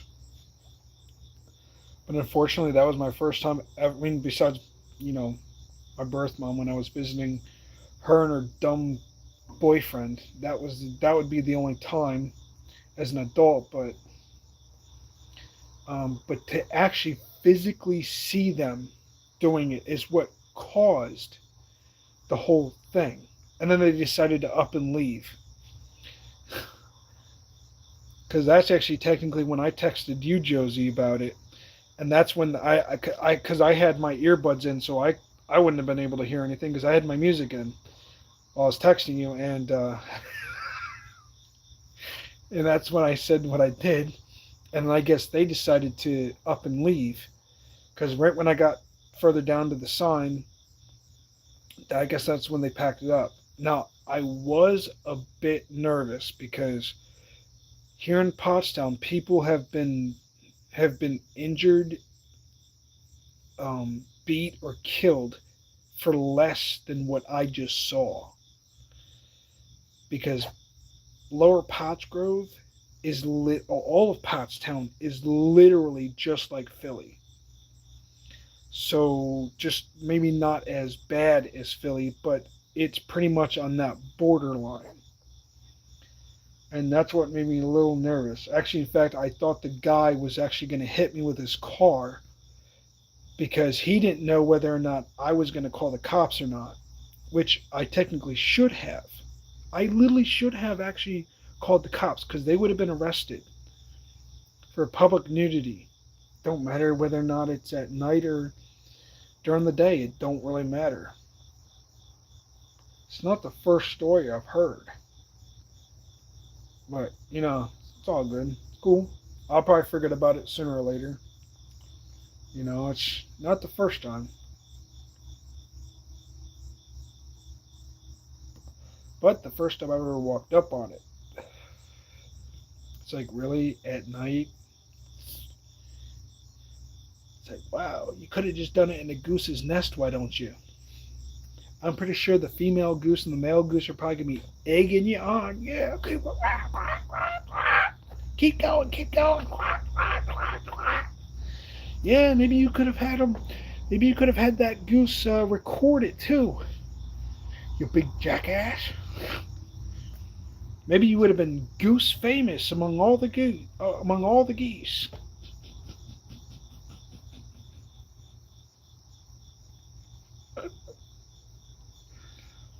But just keep away from me on that kind of crap. I already got enough troubles with my insecurities and the way I look. I don't need to literally add a physical picture to my memoir of my life. Man, I wish I was YouTube Live. Oh my gosh, I really wish I was YouTube Live. And I wouldn't even actually have. I would have had the camera pointed at me. I wouldn't even cared if I actually got red flagged for that or flagged for that. Honestly, I really wish I was YouTube Live. Dude, that would have been the bomb, dude.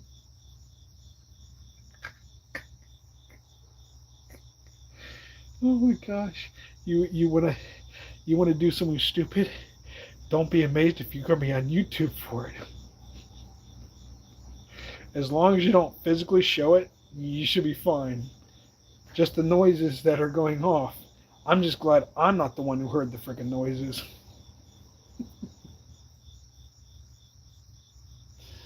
Oh my gosh. Oh boy. Wow, what a night. I know you're supposed to say, what a woman, but what a night.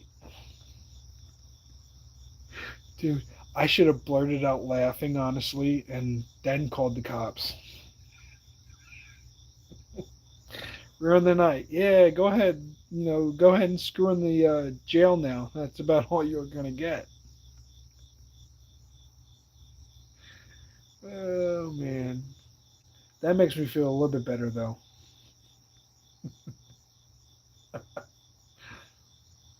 You guys are quiet. Oh, I see. Two of you must be laughing so hard you can't even console yourselves. Yeah, I probably would be laughing too.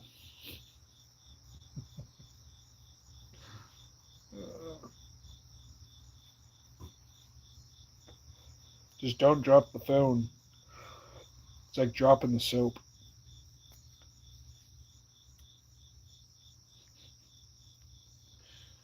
Oh my gosh.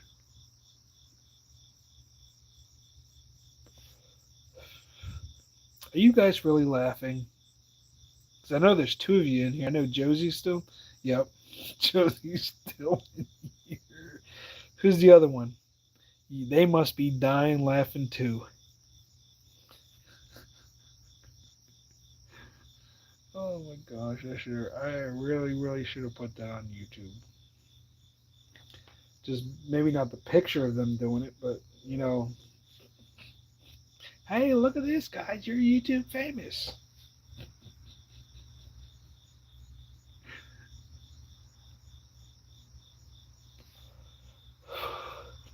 Actually, in fact, I wish I had actually caught a fish, because I would have just thrown it at them, and I hope they would have gotten spiked by a bullhead.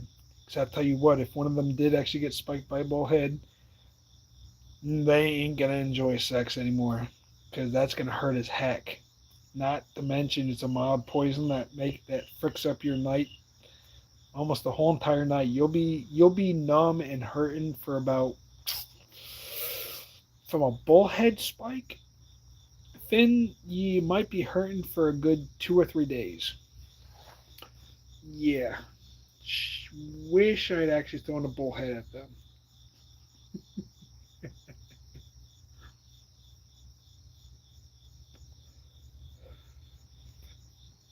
When in doubt, pinkies out.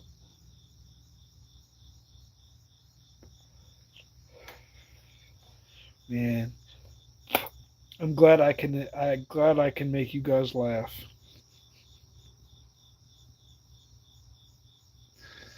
Oh man. Why does the woman have to wear a white shirt? Does she not understand that makes her stand out even more? Now I'm really wishing a cop had actually come by.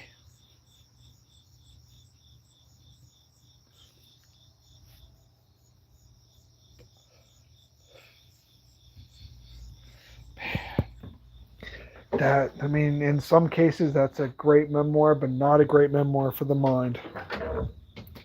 Yeah, I would say, Josie, I would I would definitely agree with you on that one. That is crazy. Some people are just crazy. Now just give me 1 second. Yeah. Oh my goodness. Give me 1 second. Oh my goodness! I caught them red-handed. You bet your butt I caught them red-handed. Man, some part of me even wanted to spook them.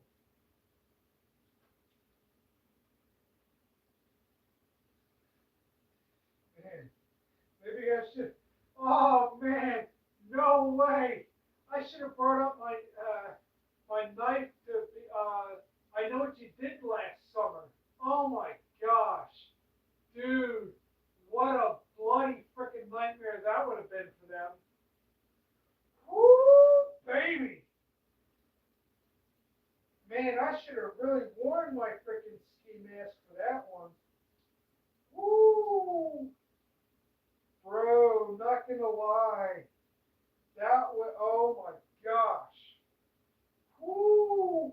Wear my ghillie suit freaking mask and bring up my knife as if I didn't even see them there. Holy crap. Dude, that would have been a freaking bloody nightmare for them. Whoo! Played the Oh no way! I should have played the Scream movie part. Oh, dude, that would have been freaking fantastic. Whoo, boy, that would have been a freaking bloody nightmare. Oh my gosh, scare the piss out of them, dude. I should have acted like Scream. Oh, dude, I really wish I had my ski mask on for that one. Oh my gosh, dude, do the Scream part, and I'm Scream, and they're just two fricktards screwing. Oh my gosh, they would have been running out there naked.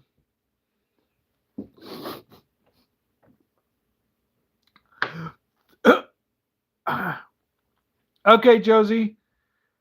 Yo, what's up, Dave Jones?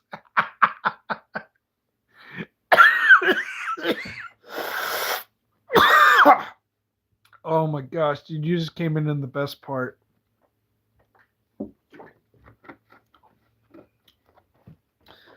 Whoo, boy.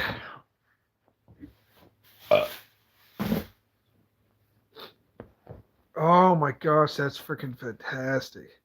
Oh boy, that was whoo. Holy crap. Oh boy. Dude, Dave Jones, you missed it. Oh man.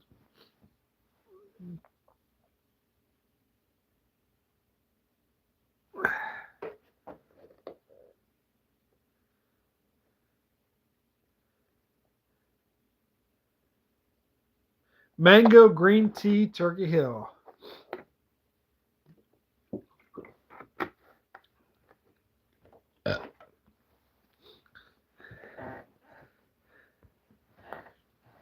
Oh my gosh. Oh man. Ouch.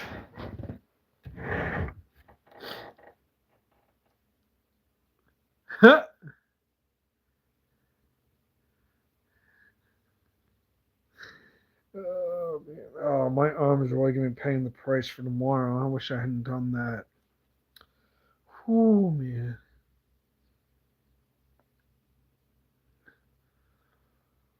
Oh.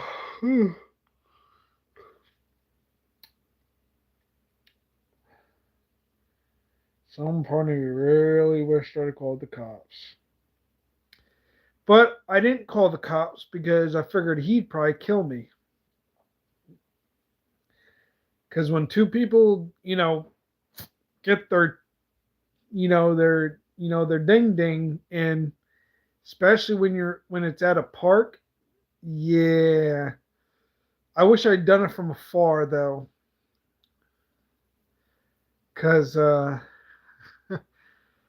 I would have rather see them be in jail for public nudity than to just walk by. Because at least they would think twice. Man, yeah, see, YouTube messing with me. They heard what I said. They're probably thinking like, all right, Dana, that's a warning. Next time we're gonna cut your live off.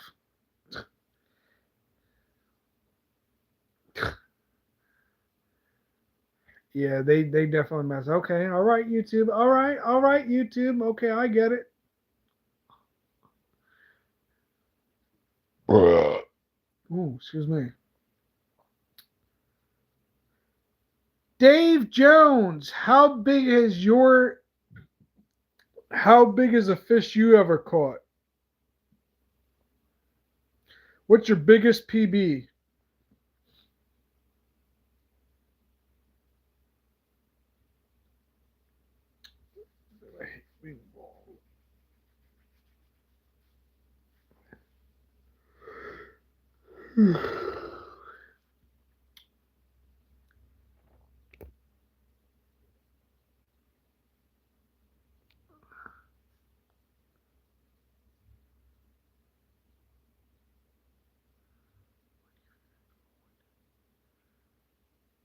£100 tarpon.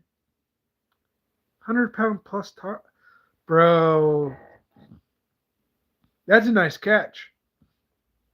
Man, I would love to catch a tarpon. Holy crap. Unfortunately, you have to go all the way down to freaking Florida for that one. Yeah, tarpon are only in Florida, unfortunately. I mean, I'm pretty sure there's other tarpon in other parts of the ocean, but as far as I'm concerned, tarpon are only in freaking Florida.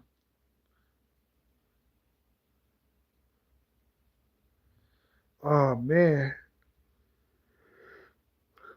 what was the pound test line you used? Mono or braid? And what pound test?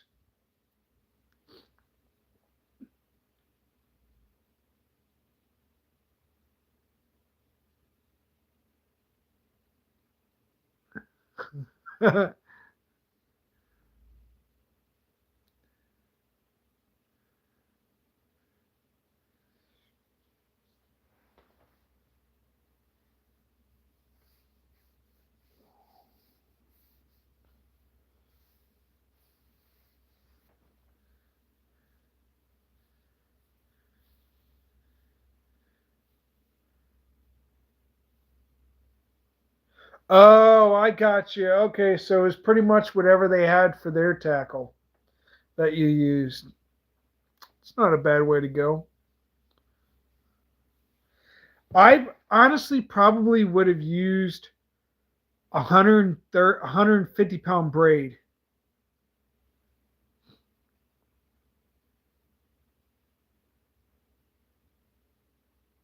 Ah, thank you there, Robert. Yo, welcome in, buddy.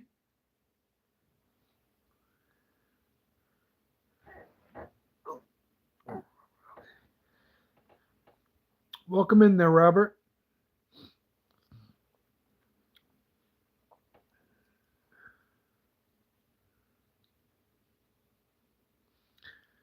Normally I'd be fishing, uh, but unfortunately, I'm kind of debating on some stuff right now, especially with my birthday coming up. Oh, excuse me. Whew. That was a juicy one, but unfortunately, I'm the one who's going to have to smell it. Hey, yo, whoever smelt it, dealt it. Well, that'd be me since I'm the only one that's here. Thank you very much. Um,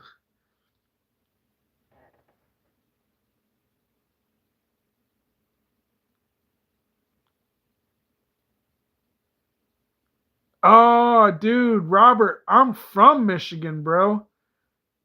I used to live in Michigan. I was born and raised in Michigan for time being. Actually, in fact, before my mom now adopted us three kids, um, we were living with my mom's sister, and we are about 5 or 6 miles away from one of Eminem's mansions. Yes, Eminem, the actual rapper, by the way. I think I've actually seen his mansion too. If I'm not mistaken, I don't remember. It was somewhere in Detroit, Michigan. I'm just not saying any of the streets or anything like that. But we were about 5 or 6 miles away from driving distance away from one of Eminem the rapper's mansions, or maybe his main mansion. I don't know. The dude's like rich, but that was like a long time ago. Ah, okay. I don't think I was near any of that area. I think I was in Clear Springs. It was either Springfield, Michigan or Clear Springs, Michigan. I don't even remember. We were moved all over the place, unfortunately.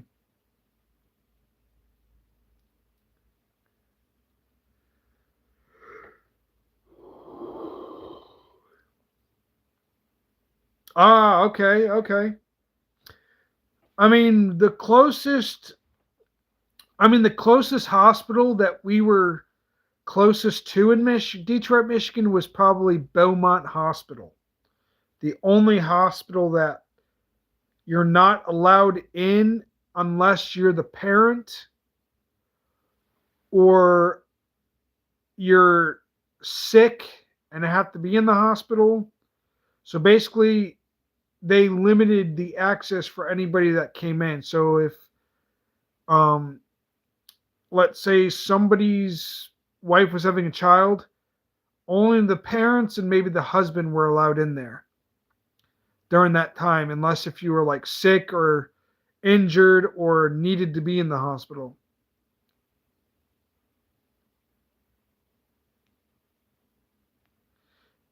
I believe so. I don't remember. But yeah, we were closest to Beaumont Hospital, which was one of the biggest hospitals uh, uh, in Detroit, Michigan, I believe. Yeah, we were. Yeah, it was that bad. I mean, Detroit, Michigan, depending on where you were at, is. I mean, like whether it regard, I don't know. It's just I haven't been in Michigan for so long, and right now, Detroit or Michigan is one of the most poor states ever.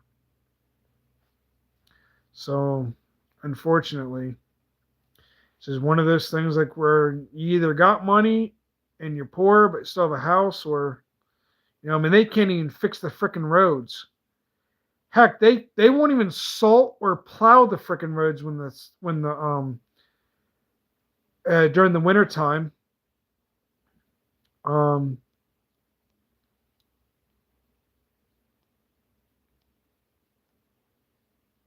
okay. Oh, so you were in the military then.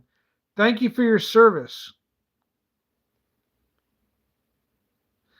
Marines or Army or Air Force?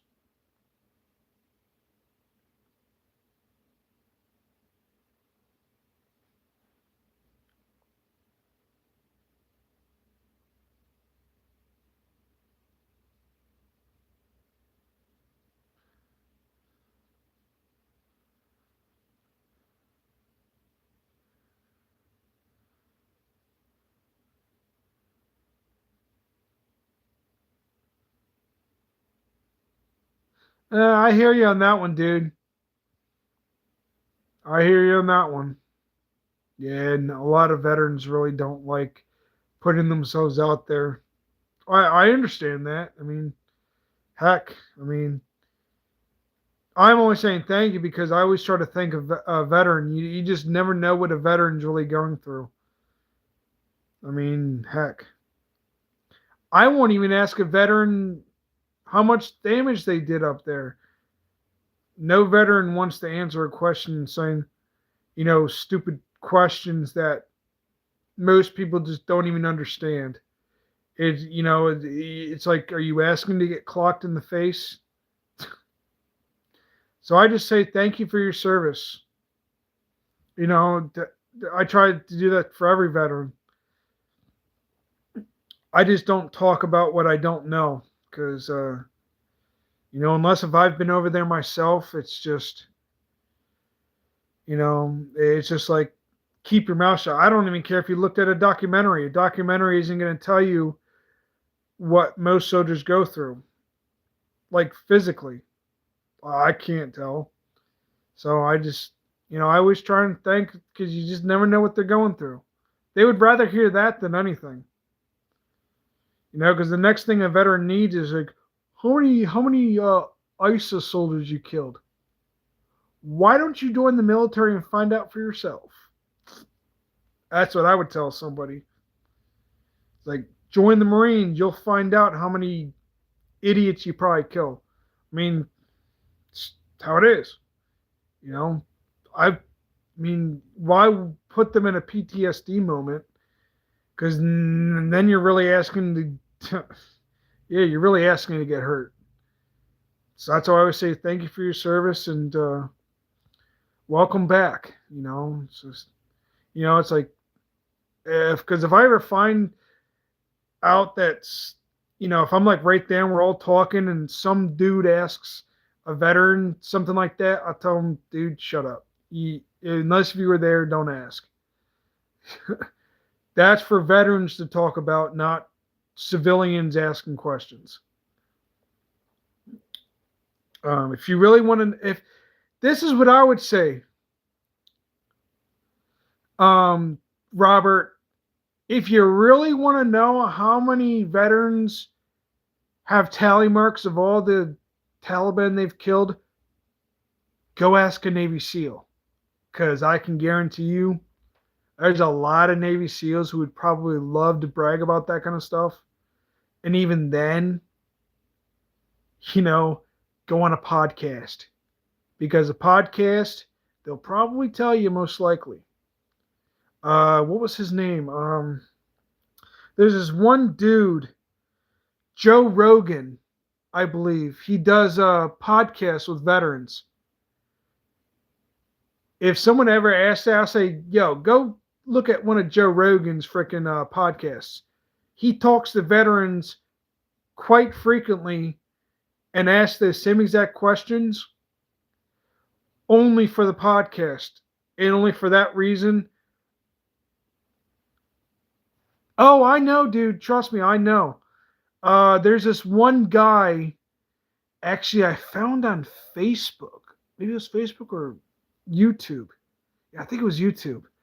Where he was part of, I forget his name though. He does like this thing like where he buddies of his find these dumb idiots who show up and who post online about them serving in the military, which they didn't serve in the military, but yet, yes, yeah, Don Shipley, dude. Yup. Him and his wife always catching the idiots who think, like, see, I wear a tactical, what was it called? A tactical vest, from the Army Navy store. I put like 2 waters here, my Bowie knife like right here where the buckles are, and maybe my cigarettes or something, and then I go take a jog. But here's one thing that these idiots that Don Shipley has to deal with. If you're going to do something like that, you never, ever, ever, ever pronounce yourself as you've been in the military, and do not wear any of the patches.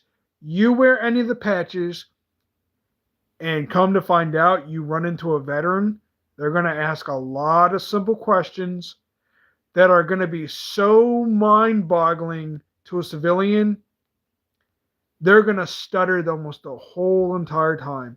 And right there and then, the veteran's going to catch on like, you jackass. Like, get out of here. Take that.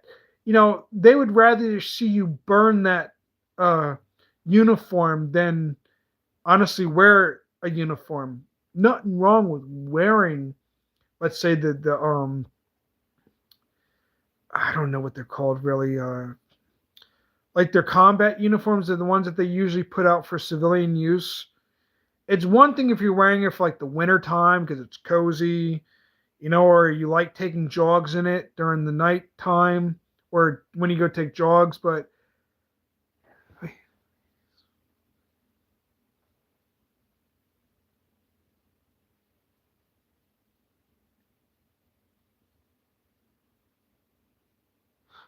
yeah, BDU. Oh yeah, there we go. BDUs.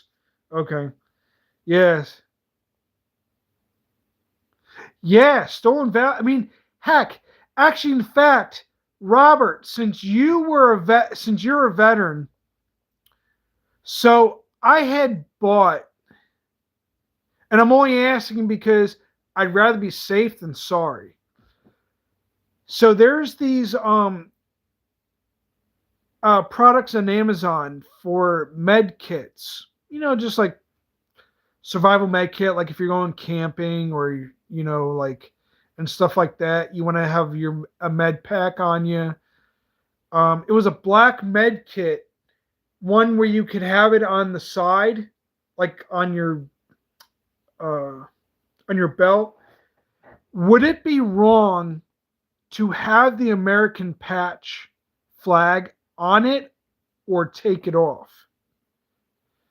Because I know they usually put the American flag patch on it.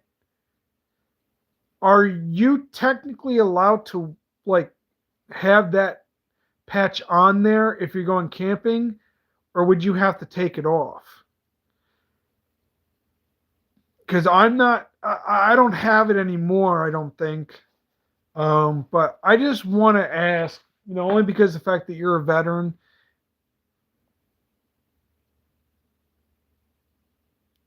Okay, that's all I wanted to know because one time I wanted to go take a jog and I was running military style and I didn't know if it was right to wear because you never know what you're gonna run into.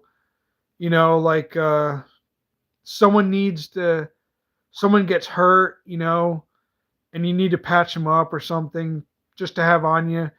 I just want to make sure that some veteran doesn't come up to me and say, "Hey, why is that American patch on your med kit when you're not in the military?"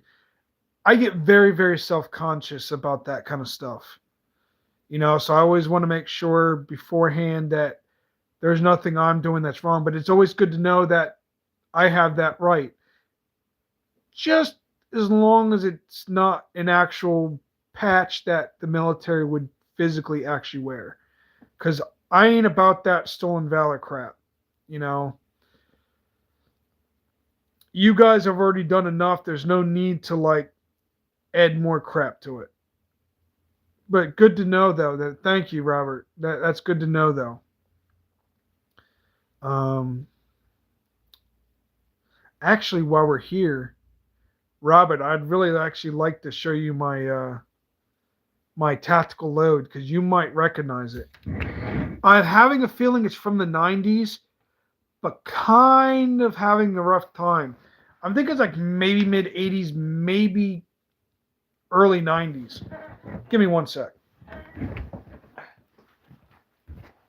If I think so. There we go.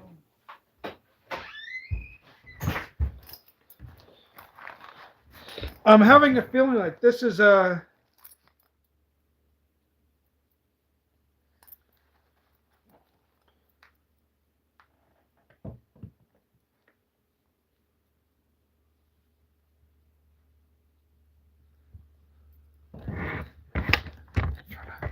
try to get this where you can actually see it a little bit more.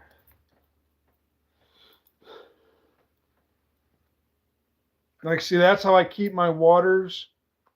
And then I'd literally put my knife like right between these buckles. But I just want to know if that is that from like the 90s or is that from the 80s? I know it's a light tactical load, so I know it's probably jungle use.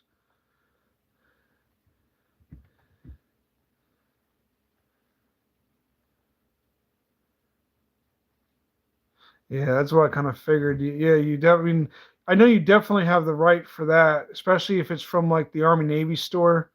Just so as long as you don't wear any of the patches. Once you wear the patches, then you're really screwed if you've never been in the military. Ah, okay, okay. Yeah, they're comfortable. Actually, in fact, wearing this shirt with that on makes it so much easier. I'm surprised it actually hasn't, rubbed so hard to the point where it because honestly, I'm thinking it's jungle use. Because a lot of times when you see paracord and you see how light it is, I mean, it feels kind of heavy though, like a slight bit. But I'm thinking it's maybe like jungle use because a lot of times I think that's what paratroopers used. But I'm not quite sure. I'm feeling like it was paratroopers. Maybe like Navy SEALs or something. When they didn't, when they don't carry a whole ton of stuff, when they only carried like limited gear.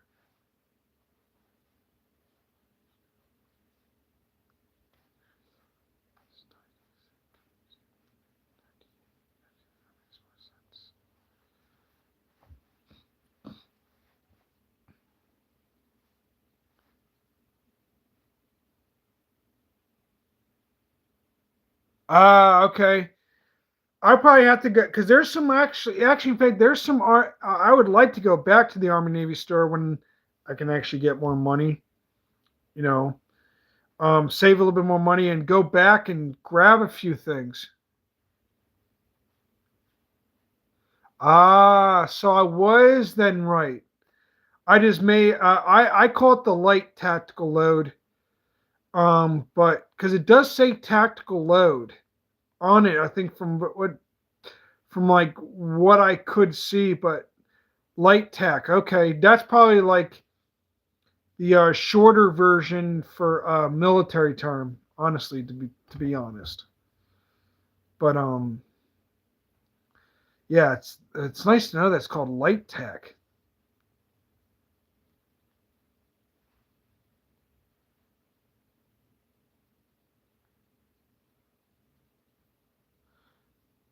Wait, okay. Next question is going to cost you.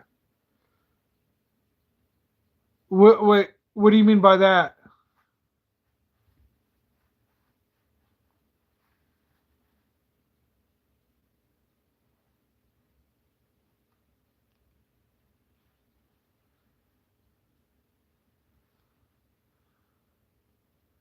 Oh, oh.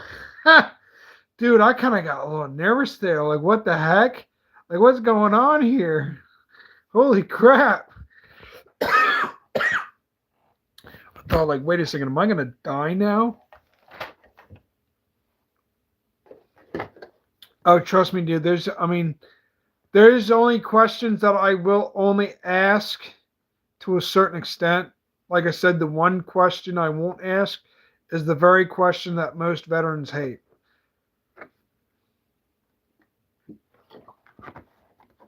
I know most veterans won't even care. Actually, in fact, they'll probably be so yip yip hooray for you asking a question like that, where most veterans are like, get the freak out of my face. Don't ever ask me that again. Next time your head comes off. Yeah, I ain't about that life. Trust me. I'm not here to piss off any veteran. That's the only thing I need to lose. Either my head or my jingle bells. And I'd like to keep my jingle bells if I can.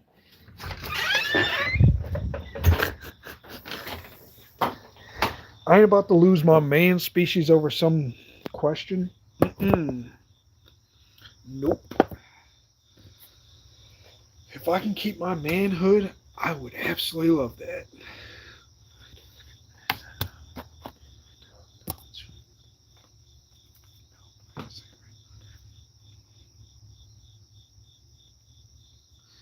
I hear you, dude.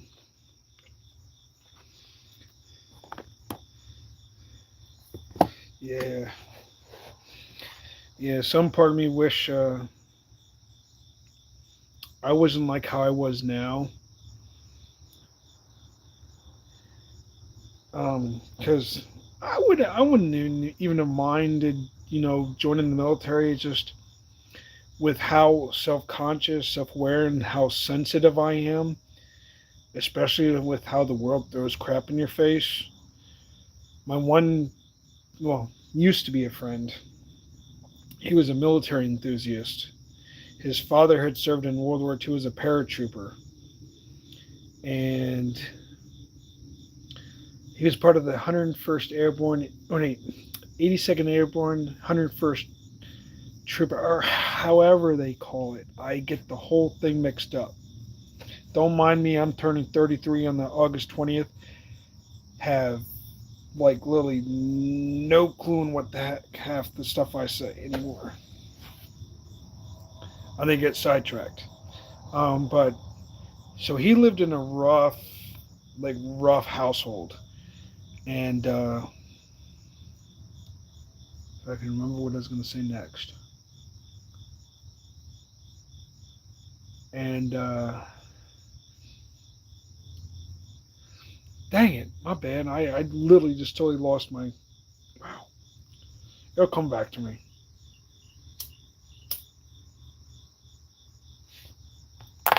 I hate when I lose my train of thought. Dang it. Um, but yeah, he's told it. I mean, actually, in fact, no, I lost it again. Wow, sorry guys. But yeah, we used to. I mean, I tried to talk military with him, but he just he literally hates that.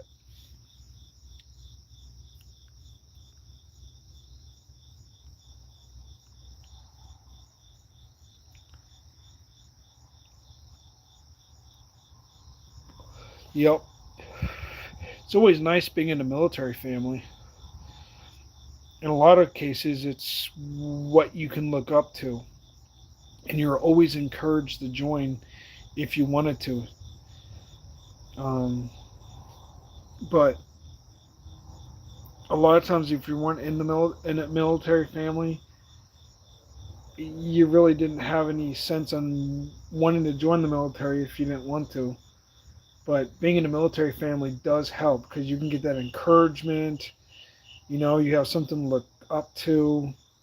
Um, you know, definitely became a better man when you got older. That part I do know.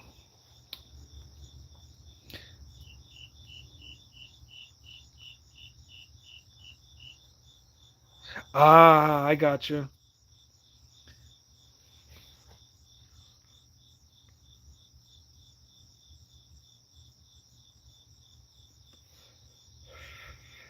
Oh, that reminds me of the movies Jarhead.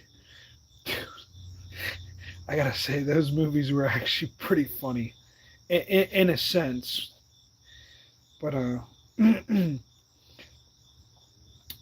yeah, that actually, in fact, I just watched a movie just recently, not too recently, but recently, called The Covenant with and that was actually an interesting movie. That was actually really good. And the guy who did it actually, I forget what other movies he's done. Oh, I know Robert's in here, but is there anybody else in here that hasn't spoken for a while? Oh, Dave Jones, you still in here?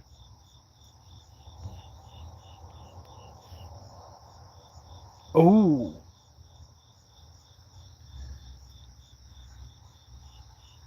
Uh-oh.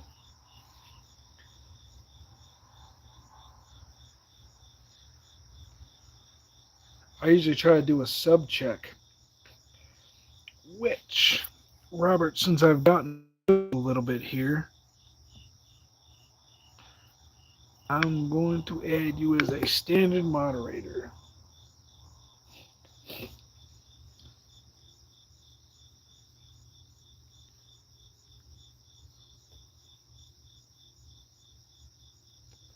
Oh yeah, I would imagine so.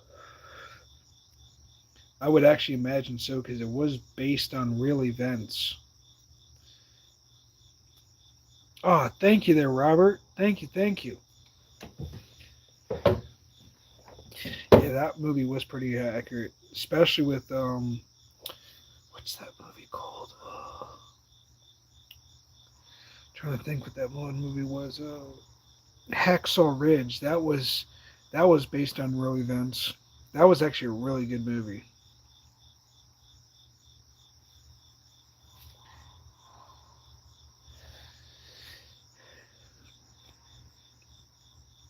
Anybody else awake?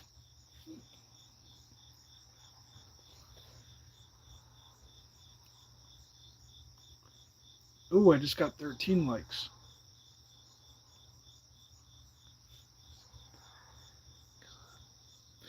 Wait, in the Gone 2011.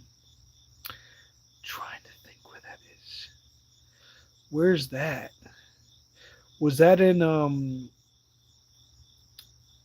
Iraq or was that in jungle area?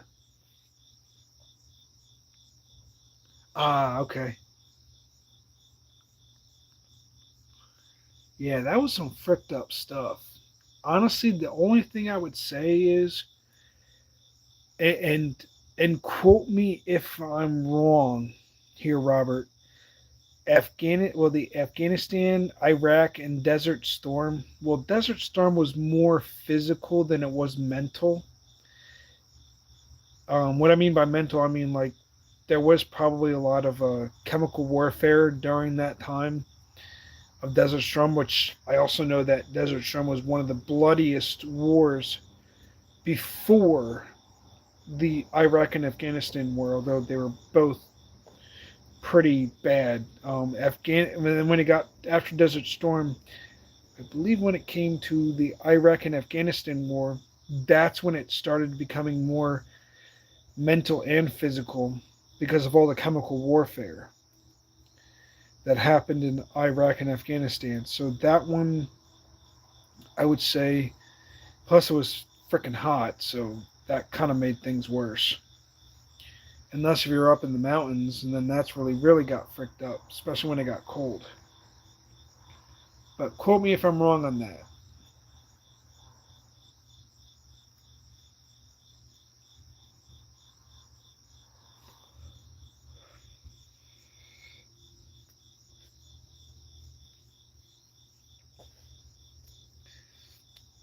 See, I'm a military enthusiast, so I try to learn as much as I possibly can.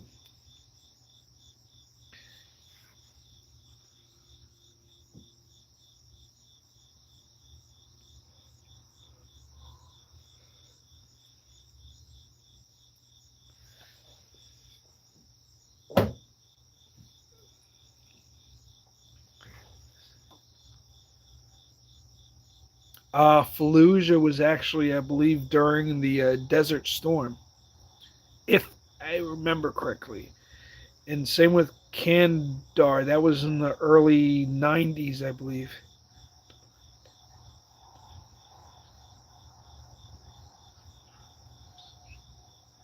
My condolences, dude.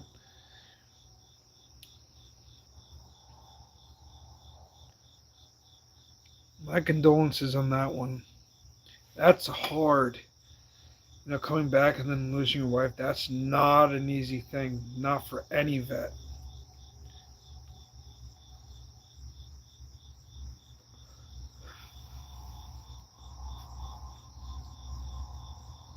Yeah.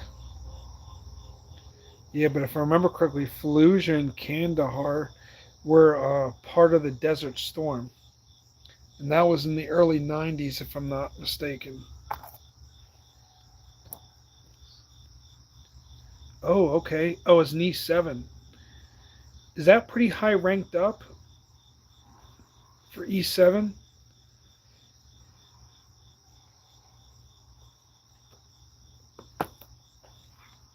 Oh, late 90s. Okay. Oh, because then when you got in the 2000s, that's when the Iraq and Afghanistan was. Ah, so you were the tough guy then. Man, you must have had fun being a sergeant.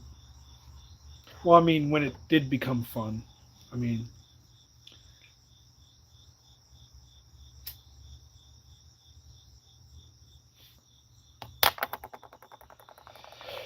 so then if you were a gunnery sergeant, um, no, this I will ask.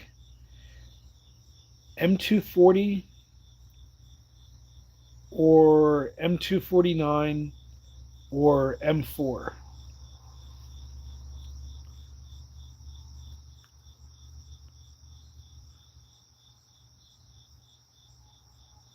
Yeah, no, I that would probably be the number one thing on most veterans' list is the men that they served with. So that part I do understand. I think that yeah, because a lot of times you miss the guys that you actually served with because half them you never see again, or half them had M16 then M4. Okay, and that was mainly during that time. M16s really didn't go. I mean, I believe they were single to about 3 round burst. They wanted to conserve ammunition after the Vietnam War, so I believe. I mean, fully auto M16s were like available after Nam, but I think a lot of times they went. I believe they did go um, single to about 3 round burst because they wanted to conserve ammunition and well, obviously save a lot of money. But I'm assuming that you could have it fully auto if you really wanted to.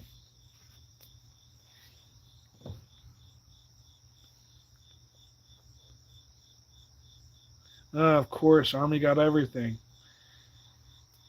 Sure, leave the Marines with crap weapons. I mean, not crap weapons, but technically old school. Pretty much the outdated weapons.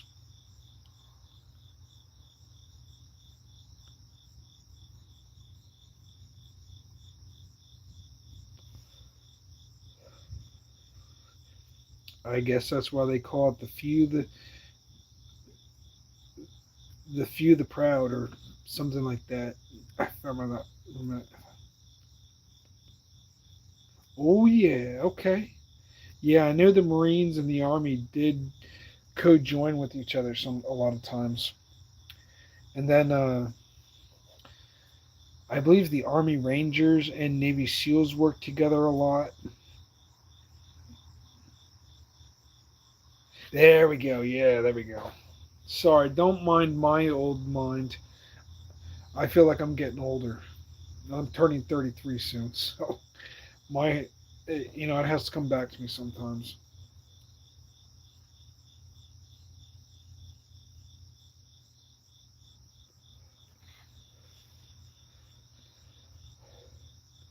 I wouldn't mind shooting an M16 one of these days.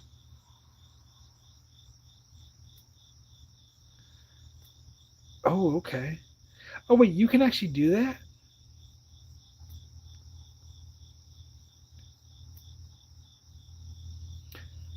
I didn't even realize that you could actually do that. So any civilian can just look up. So what? You just have to put MOS 0321.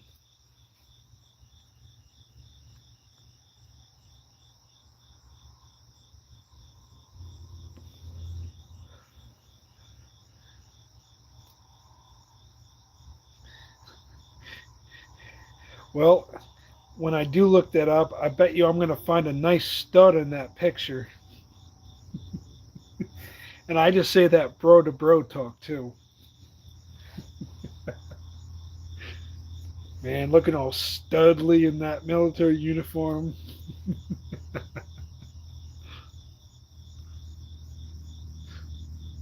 But hey, at least you had a wife that actually probably has said that too. Man, look at my man. He looks all studly and manly. Well, I mean,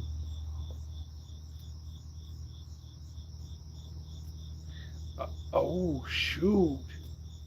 So you were in the big leagues for that one.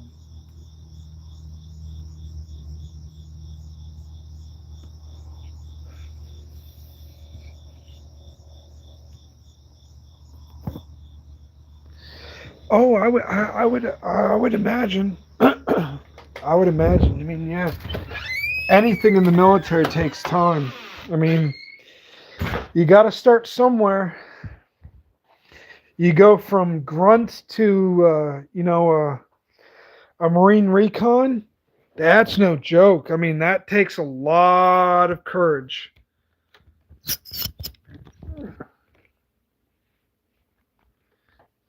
And heck, it's no easy task to. Ah, no, you're good, dude. I kind of figured you weren't bragging. I mean, yeah, it is a job. I mean, for me though, I mean, so I'm in PA. As of right now, I'm in PA. Probably the worst part of PA, but it's where I live.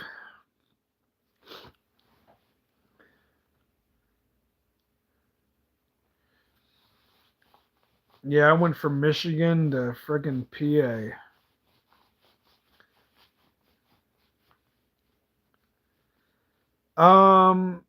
I'm both actually, but I really don't watch much sports. Not anymore. I used to play baseball, but I mean, if it were anything, I'd probably watch baseball in most cases, which I'm a Reading Phillies fan and a Phillies, because Reading Phillies were well based in Reading, and then your Phillies, which are based in most of them are based in Philly, anyways. But if I mean, if we're anything, probably an Eagles fan for the most part, and then Steelers. But like I said, I'm not. I really don't watch much sports anymore. I mean, if I see it, I might watch like a few minutes of it, and that's pretty much about it. But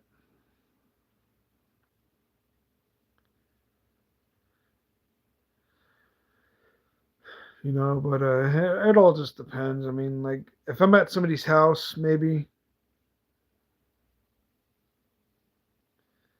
But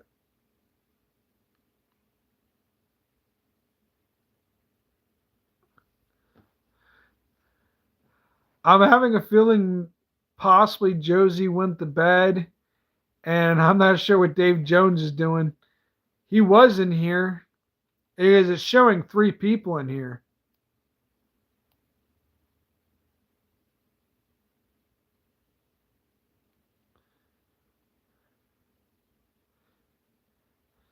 And I don't think it's. I mean, unless if my numbers are off, and there's really like 1 or 2 people in here. Because someone did make a 13th like, but never came in. Yeah, some now showing 4 people.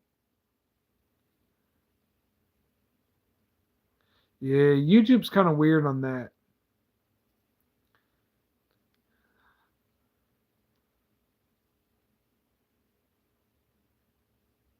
Yeah, it's saying 4 on mine, and then it'll probably go down to 3. Yeah, there it goes. It just went down to 3. Yeah, YouTube's wonky with that. They like to throw off the numbers sometimes. I'm not really that big of a big shot on here, which I don't mind. I'm not on here to become famous. I just like making YouTube videos on stuff, on fishing mainly. Yeah, absolutely there, Robert. Hey, I got to know you a little bit, and you seem like a really cool dude. So it's the wonky weirdos who like to troll or just be a very, very annoying is what I can't stand. So I just do the best I can. I do fishing videos a lot. Well, I'm hoping when I get the kayak, I can actually officially do some smallmouth fishing, maybe some carp fishing from a kayak.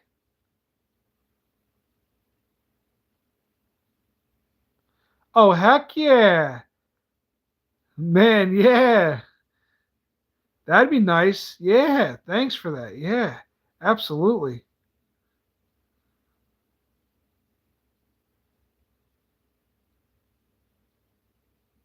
Man, I'll probably have about like 50 of you guys in here, which would be pretty awesome.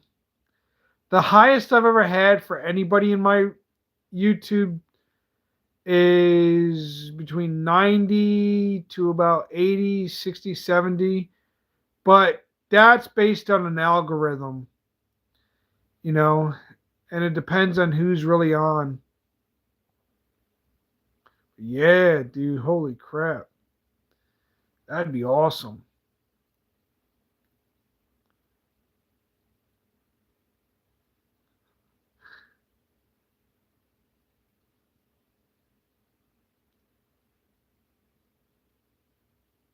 Yeah, absolutely, dude. Abso-friggin-lutely. Just make sure when you guys do sub to leave a comment on one of my videos because YouTube unfortunately will take it off within 24 hours. It could be on one of my shorts or one of my other lives. Just as long as they when they sub and then leave a comment and then YouTube will have it stick.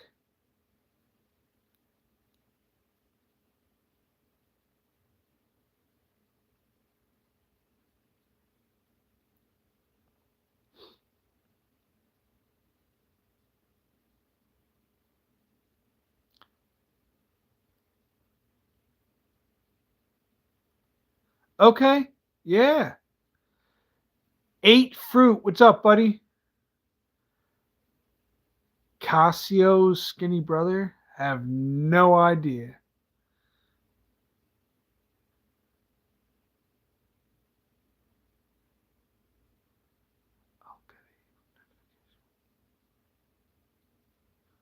Okay, yeah, absolutely.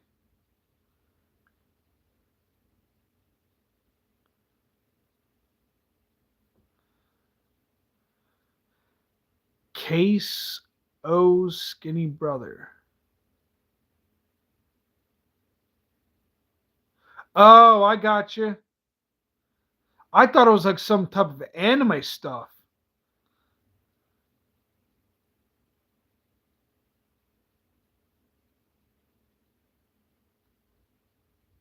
Was he like a gamer or something?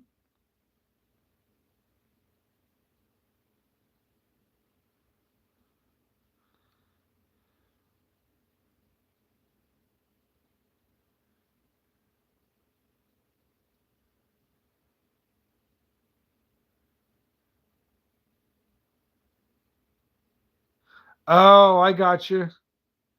That makes sense. I'm subscribed to actually quite a bit of a few gamers. Um, the main video gamers that I like to watch are Fooster, the Rad Bread, which I haven't watched in a while, Markiplier, but he curses too much. Um, uh, the Fusion Z Gamer, Vrompo, Swaley, Swilly MC, which is pretty much the same person.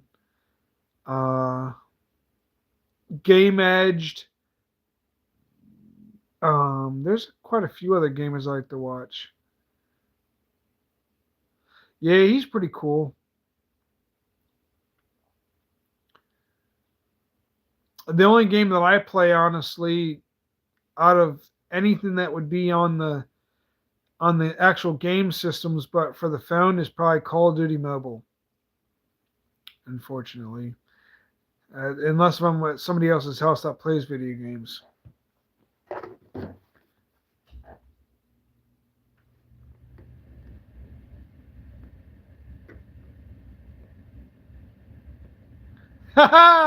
Yeah. Yep. Sounds about right there, Robert. Man, all them newbies ain't even gonna know what hit them. Heck, they could have a rocket launch in their freaking face, and then when you and they'd be so phased. Man, but I will not. I cannot stand the the noob tubers, the ones that usually use the rocket launchers all the time. Use them when it calls for it. Oh yeah, heck yeah. Hey, you guys are in there, man. I guarantee you I mean, oh my gosh, man. You guys will probably be rage baiting almost everybody in that room. Oh my gosh. I can't tell you how many freaking dudes are gonna be cursing up a storm. They probably will be. I know I have. Heck, I still do it on Call of Duty Mobile. The only gun, well, so for me it's gonna be the Locust sniper rifle and the DLQ-33 is one of my two main best snipers I like to use.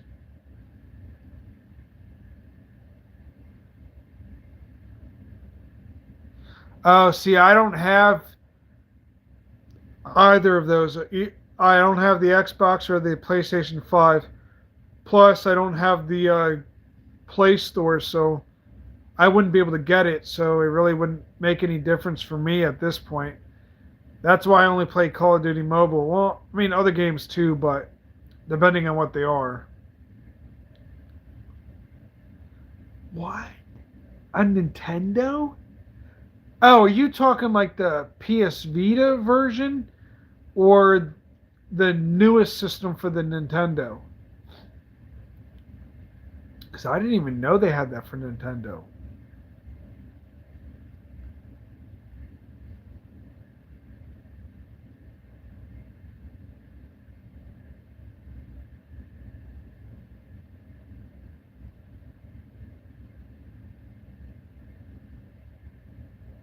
Oh, okay.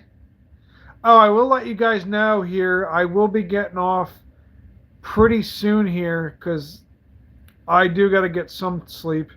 And I'm pretty sure someone's probably going to be hitting me up.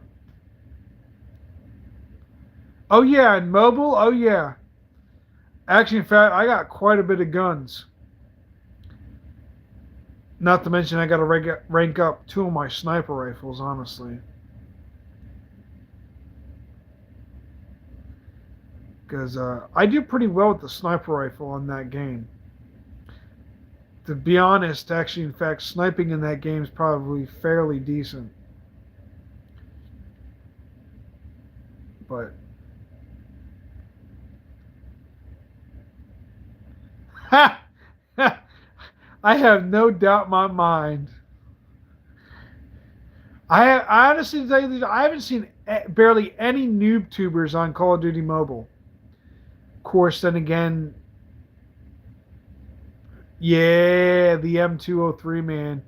That's a good riot launcher, I can tell you that.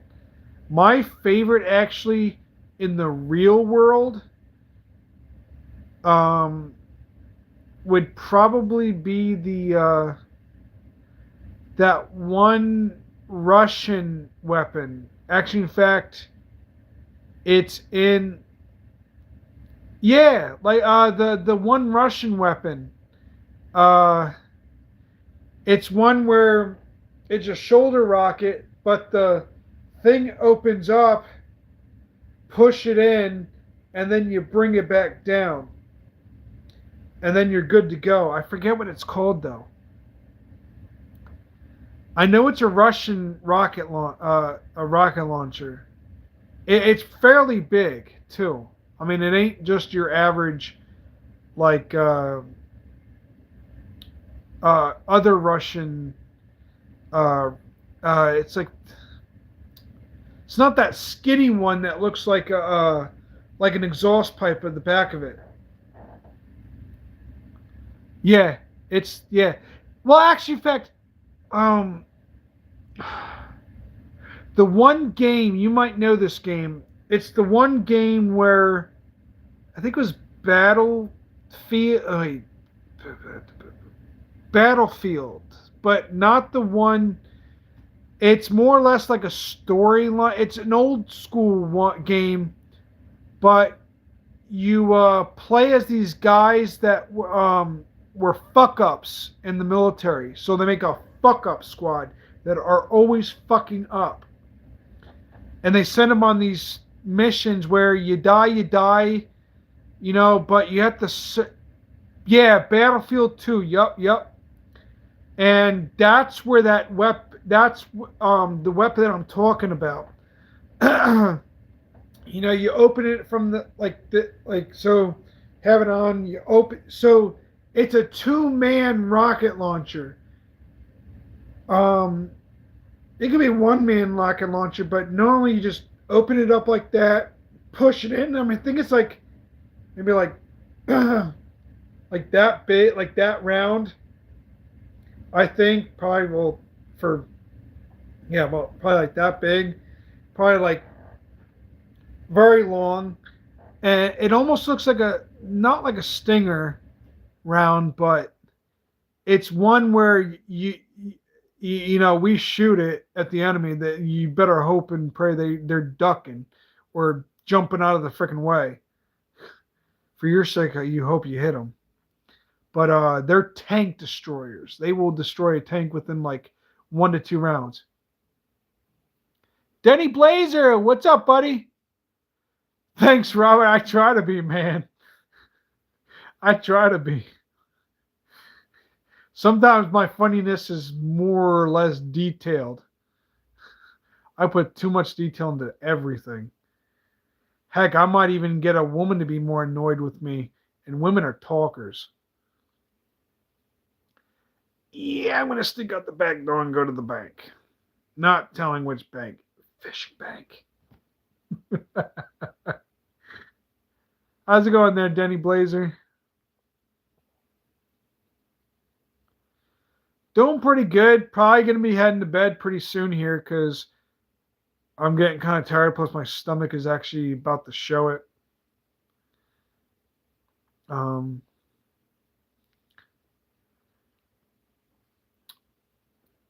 Because I've been up for quite a long time. And I would like to get out fishing too.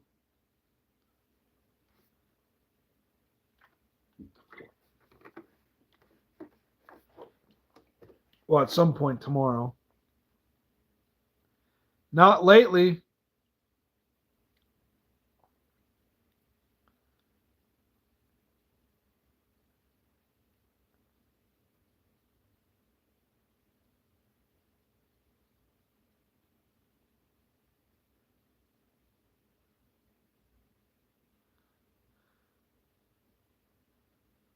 Holy smokes. Well, for you, 5 miles is like running 10 miles within like a matter of like what?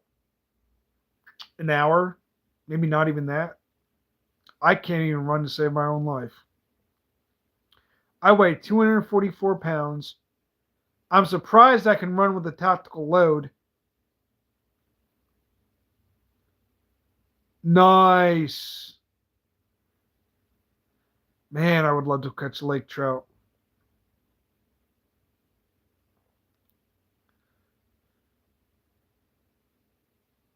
Yeah, Robert. I just got done with the jog a while ago.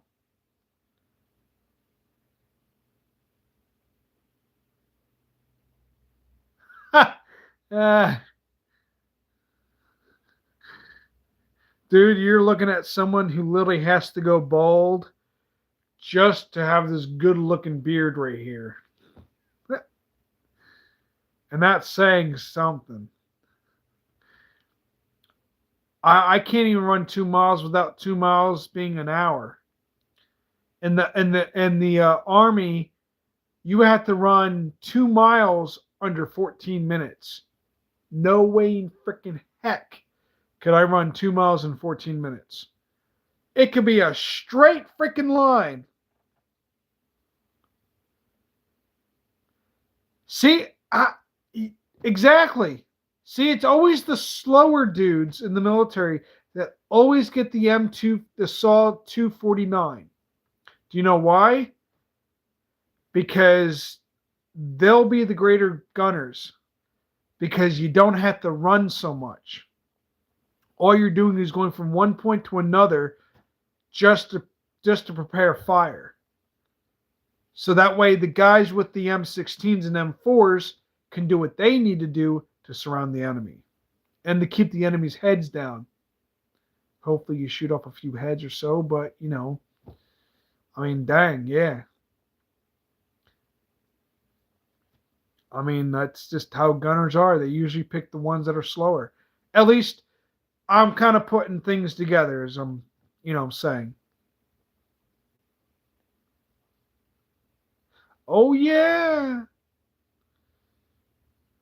Oh, heck yeah. Dude, heavy gunners are no joke. I mean, they probably make it a little bit more simpler. I hope not, dude. Denny, do you realize how the SAW 249 works, dude? The SAW 249 will shred you to frickin' pieces. It outranks the frickin' Dishka. Between the SAW 249 and the M240, you put those two together, dude,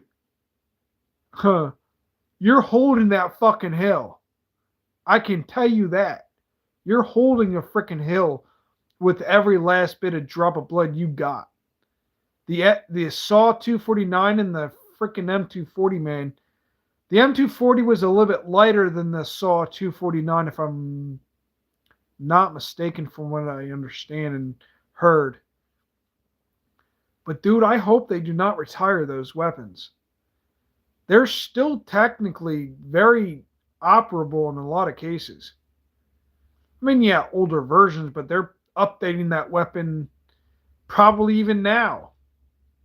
They're probably finding some way to keep those two weapons out of retirement. At least from what I understand. I mean, Robert could probably tell you better than I could, but still. Yeah.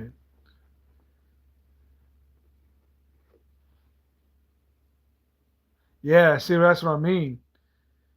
Like, they're finding new ways to keep that weapon alive.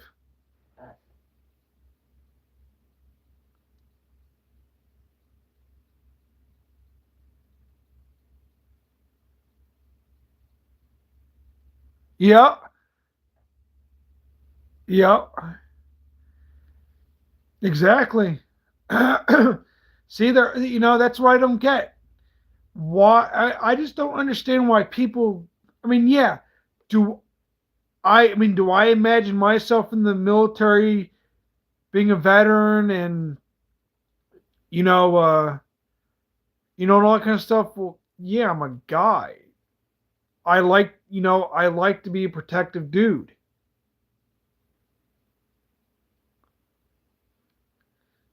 But I got to look at reality versus what's fantasy. Nothing wrong with like wishing you were in the military. Like, I come up with all sorts of things in my head of what I would do in the military. See, I'd rather just, and it's probably not as healthy, but I imagine myself either in the Marines or Navy SEALs, even though I'm completely slow as crap and don't have the body or mindset. But that's where I act sometimes to honestly entertain myself. I do think of myself in those situations, fighting, the enemy, and which way or for, like, and I'd rather do that than profess, yeah, I served in the military when I never did. You're looking to either get shot, beat, or sit in a fucking wheelchair for about the rest of your freaking life. Yeah, I don't want that. I'd rather just fantasize about it at this point. Not saying it's healthy, but at least this way, I'm not trying to, destroy a veteran just because I want to look all manly and buff. Because I guarantee you, they're going to put you to the test. And I'm not just talking about with questions, but physically. And if you fuck up, you done fucked up. You gonna die.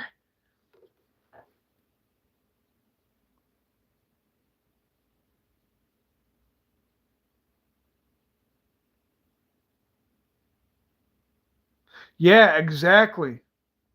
You serve, and and most veterans like to keep it at that. Like you said, I mean, most veterans don't want to be, that special person because, in all honesty, you and your brothers are the ones that served. And only you and your brothers know, what went on over there. And like you said, Robert, there's even no need to brag about it. Because you know what? That's for veterans and veterans only. Really, it is. Because, you know, you guys can help each other through the bad times. If when the PTSD hits, where a civilian can't really do much. I mean, maybe a few words here and there, and that's pretty much about it. I've tried. Oh, trust me, I've tried to actually talk to a veteran who served in Iraq. It did not go as I accordingly planned, especially when I was working at Track Supply at the time. I kept on repeating myself. I kind of made him a little upset about repeating a question or something like that. It's just at this point I learned my lesson. Just listen, because a veteran would rather you listen than speak on stuff, you know. Yeah. I mean, hey, that's honestly, to tell you the truth, Robert, that's probably the more polite way of saying things. And most veterans won't do that. Some veterans, you piss them off, they'll knock your lights out. I mean, from what I understand, I don't try to pretend. At least I try not to. I'd rather get my facts straight than to pretend like I know what the heck I'm talking about. Oh, oh. But man, please, please, please don't get rid of the M240 and the Saw 249, please. Those weapons are actually really kind of cool. I would love to shoot the Saw 249. Oh my gosh, my ass would be on that freaking floor, that ground, in a heartbeat. I guarantee you. It's like getting a punch in the face, but from something that very powerful and precise. I mean, heck, nothing wrong with one shooting them, an M240 or a Saw 249. I mean, dang, anybody would. That thing shreds.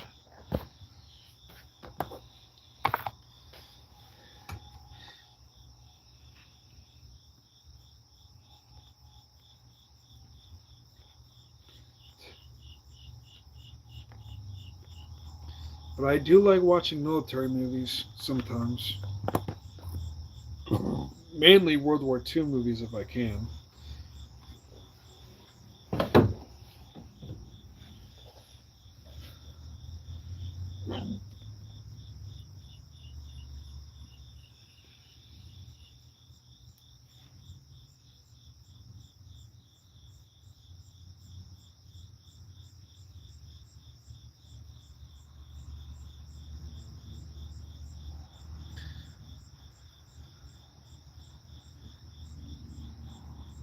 especially the guy next to us.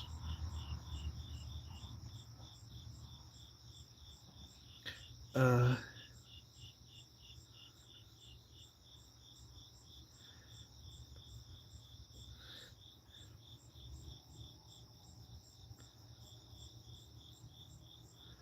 oh yeah, Apocalypse. No, I've seen that one. Oh, okay. I was a little like, kind of like, what? Okay, that makes sense. Yeah,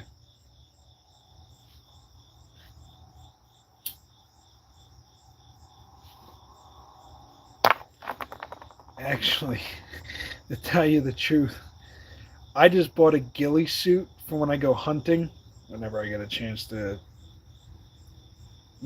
do the online course for the hunter safety course, and I just bought a ghillie suit.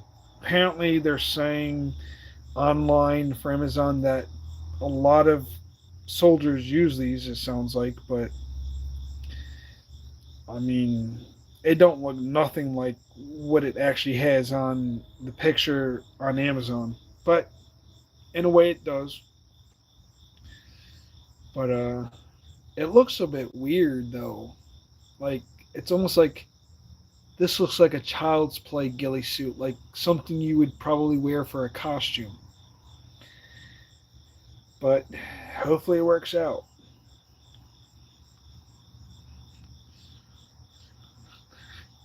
And scaring the crap out of people with that thing might even be fun. Dude, I could have used that for two frickhead. Ah, it's Red Bull Princess.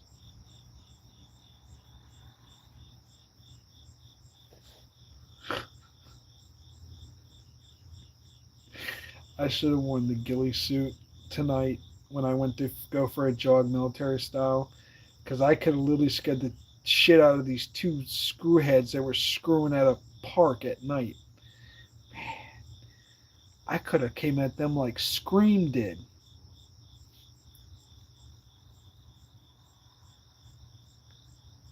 Yeah, that's normally how they tell you to do it.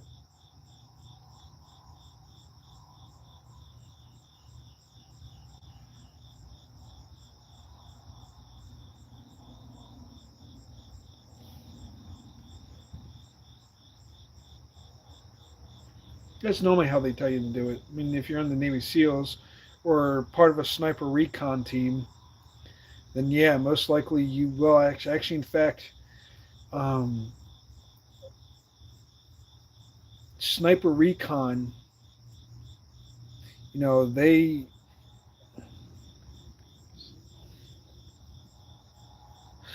you know what? I wonder if I've seen that movie. Um, I'm trying to think if I've seen that one. I don't remember if I seen.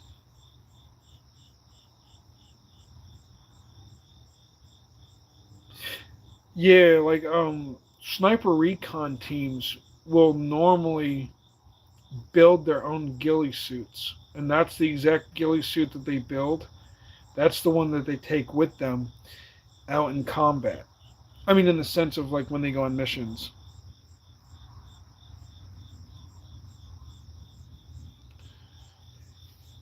Um, see, I'm actually, in fact, I believe I have it on my Viso Lite app for movies, so I can always look it up on there, and I could probably watch it. Uh, there's another movie. There's another movie called The 12. It's where Navy SEALs, multiple Navy SEAL units joined up with what was once their enemy and joined up to defeat a certain Taliban leader who was real crazy. I think it was the 12 Strong. Yeah, 12 Strong. That I've seen that movie in theaters, man. That movie was awesome.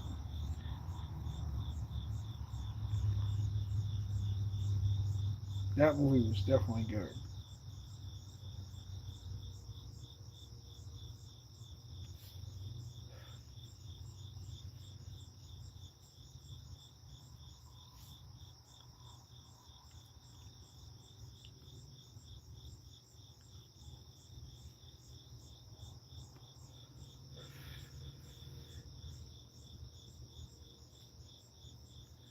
Yeah. Yep. Well, you mean yeah, because you have to, like, yeah, because if your ghillie suit is off even one bit, an enemy is bound to notice that. It doesn't take much for an enemy to notice your ghillie suit, but it takes a real good sniper to blend in so well that not even your your commanding officer can notice where you are. I mean, if your commander officer has a hard time trying to find you when they do a practice run with your ghillie suit for sniping at a target, then yeah, pretty much your enemy's not going to be able to notice you. So how you make that ghillie suit to adapt to your environment is a real big deal as a sniper. Because if there was an enemy sniper that can generalize where you're at but can't see you, it's kind of hard to shoot at a target that you can't see.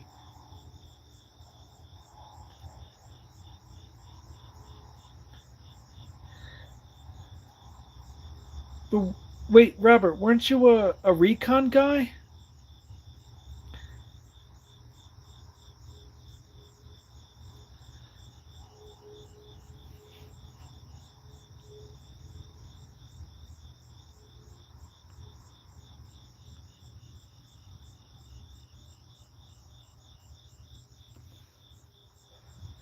Sorry, I ramble. So if I said something that was demeaning, please just let me know. Like I said, I'm pretty tired. Okay. I didn't say anything wrong, did I? I just want to make sure that I'm not acting like I. Because sometimes I can get lost in my talk and get really excited, and next thing you know, I'm saying something that makes it sound like I'm a complete jackass.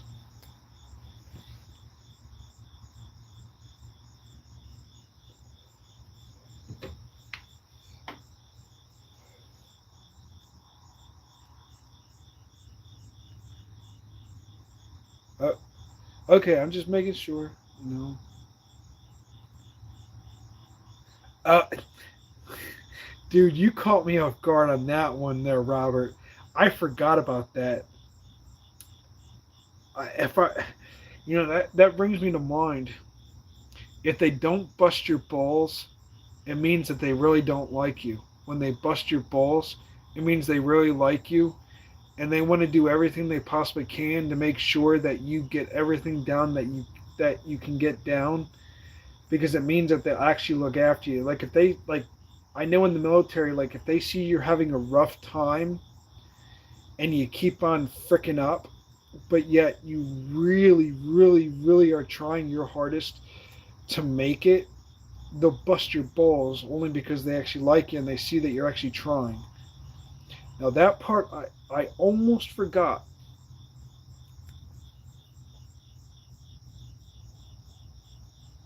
Yeah, you caught me off guard. Well, you gotta do that to your enemy. No plan is a stupid plan. If it's a plan, the enemy don't know it, you do it.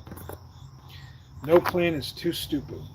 Any general, any sergeant, any lieutenant, uh, any colonel, any major in the military will say no plan is too stupid. So if it's a done fucked up plan, it's most likely a good plan. That part I know for a fact. But that was during World War II. Nowadays, it's almost kind of hard to come up with a plan nowadays in the Afghanistan war, only because the fact that the Afghanistan and the Iraqis and the ISIS could pretty much look past anything that you could throw at them. The only way you can get outside the box with that is if you really were that smart.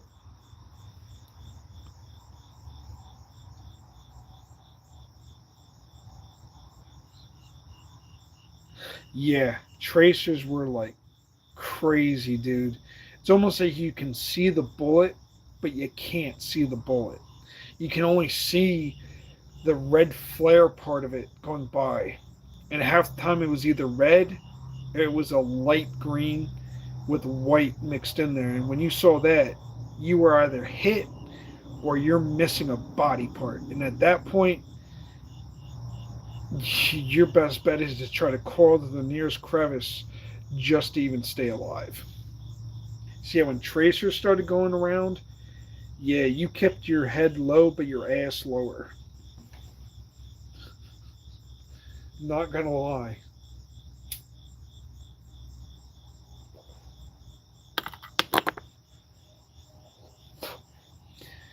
The only way that the only difference that with tracers is depending on where you're at in the terrain is depending on how those tracers really put fear into those who were being shot at by tracers. And you were either high or low. I'd rather be high than low because at least I know how.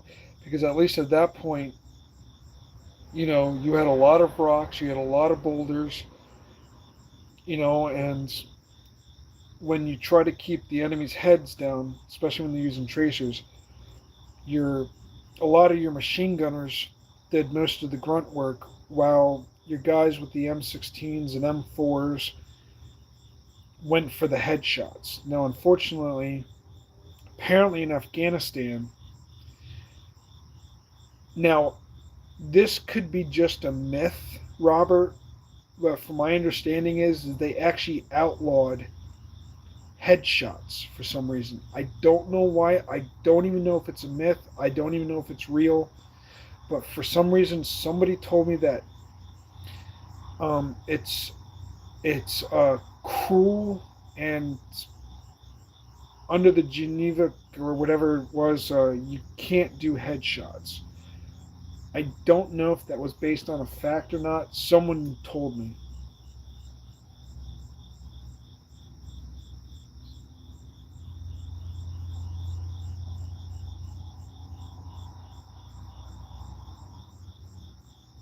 Yeah. Yeah, no, that was the hard part. You be kind to those who look like, they're in need, and next thing you know, just trying to be friendly, and next thing you know,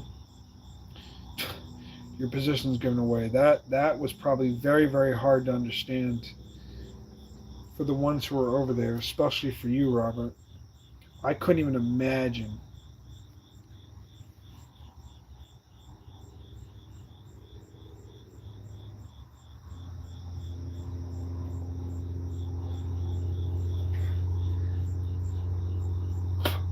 Oh, well, I mean, yeah, Marines always have the headshots. I mean, dang. I mean, you guys are probably headshots all day.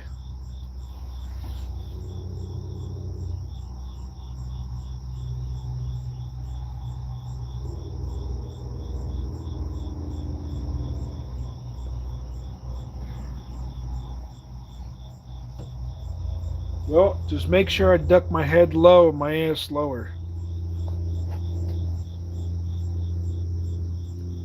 No, absolutely not. Uh-uh.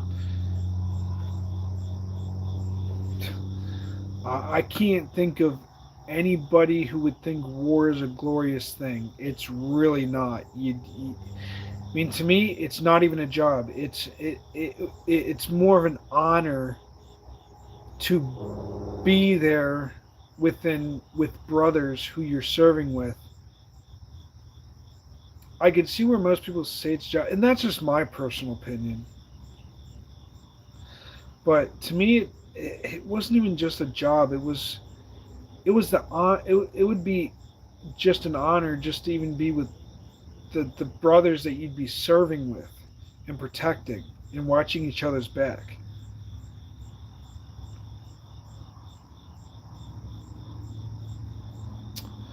And that's a shame. And those are the ones that probably needed the most help. And it's all due to our fricked up system. That's a shame. I'm sorry, man. Yeah, absolutely. A hot. You can't even put a percentage on that. Absolutely not. You try putting a percentage on there on that honor code and loyalty. you ain't gonna get very far. There is no exact measure of percentage you could put on that. It's you watched each other's back and you did everything possible to stay alive. Yep.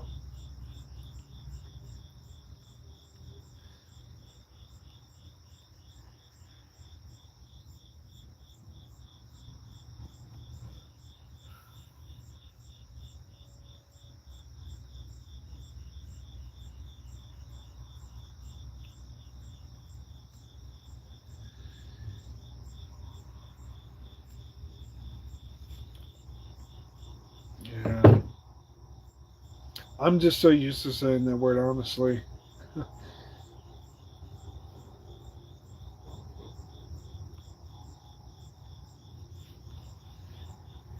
Heck, my mom would even tell me that you gotta stop saying sorry for everything.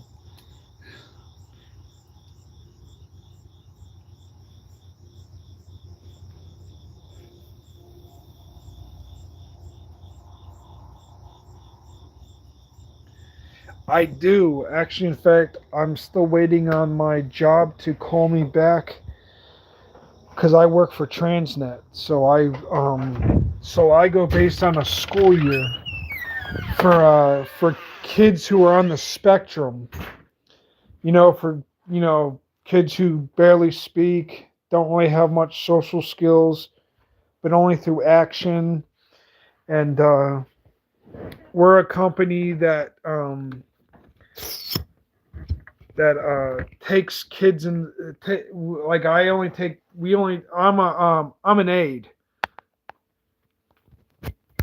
Oh yeah, they very much are. Actually, in fact, some part of me wants to be out in the freaking woods fishing right now just to hear all that.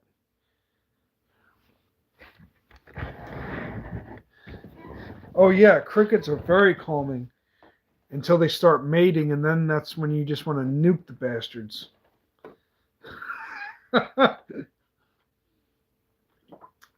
Especially when it came to the bullfrogs.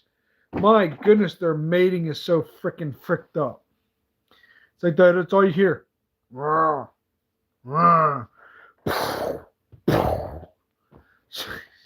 You want to shoot them in the freaking face, but nope. You wake up the neighbors. Yeah, not unless it's 4th of July and you throw those freaking M5000s out. Man, you nuke them with them M5000 fireworks, man. I guarantee you those motherfuckers aren't going to be making a sound.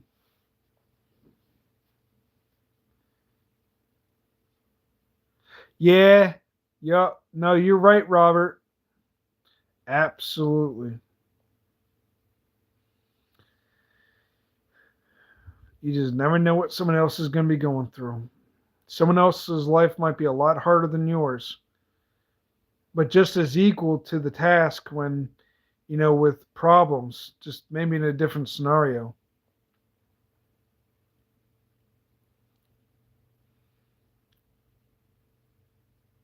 No, I agree with that.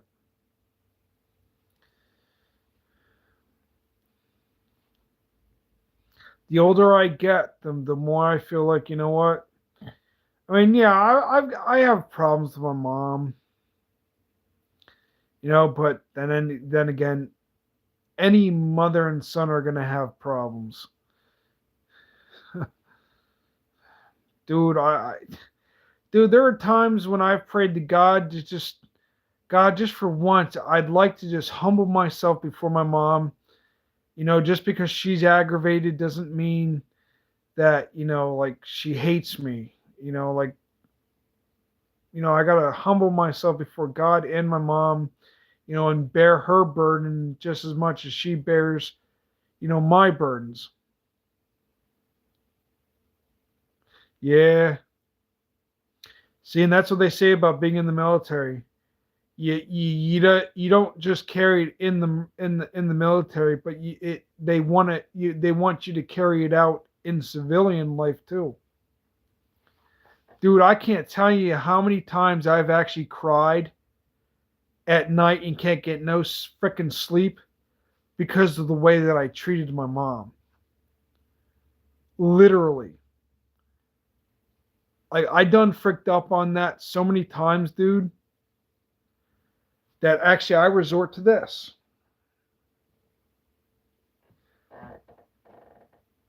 If you can see that, I just did that tonight because of two frickers fucking at a park. Because I'm so detrimentally afraid of, people talking about sex all the time. Or even mentioning, oh yeah, my wife swallowed my load just last night. Or just this morning. It's like, shut up, dude. I don't want to hear about you wife swallowing your load. But yeah, no, I mean, like, dude, Robert, if you knew how many times I've actually been like, been so rude to my mom, like, it actually, I'm actually appalled at myself. Like, I've done so much damage to myself. Like, I probably got like over 100 burn marks from cigarettes on this arm, and probably just as equal of cuts and burns on this arm, but mainly cuts on this arm, and I hate that. YouTube's probably gonna flag me for that.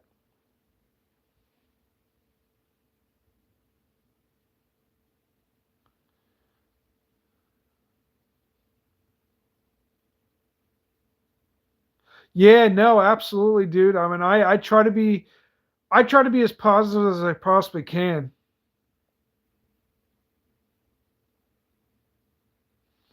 And my mom does. I mean, my mom, does the best she can. I mean, I know she doesn't hate me.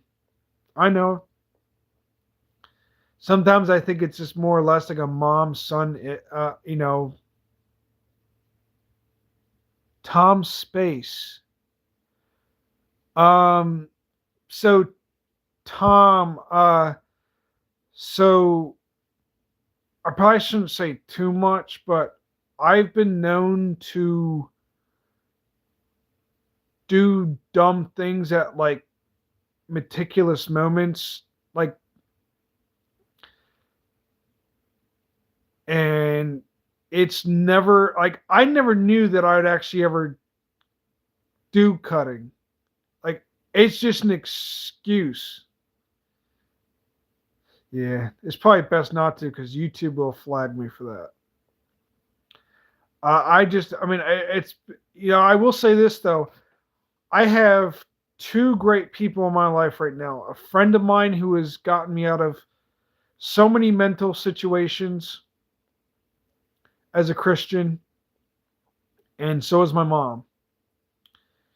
And at this point, I want to do everything I possibly can to honor God by doing the best I can with the opportunities that I've been given. Let's just put it that way. And you're right, I don't think I really want to explain the whole cutting part because that's just going to create me a big hole. I just want to stay as positive as I possibly can. Heck, you came in when Josie was still in here, Robert. She's even explained things to me like that. Like, she's even helped me out. She's been a very, very good friend to me. Even though I could be a pain in the ass. But I'm also a guy, so go figure. Of course, then what type of guy isn't going to be a pain in the rear end? Women can be a pain too, you know. Gee, do this, do that. I want to go fishing now. It's like, woman, shut it. I'll get to it when I can. Nuh-uh. I did not just hear those words come out of your mouth. You better do those dang dishes.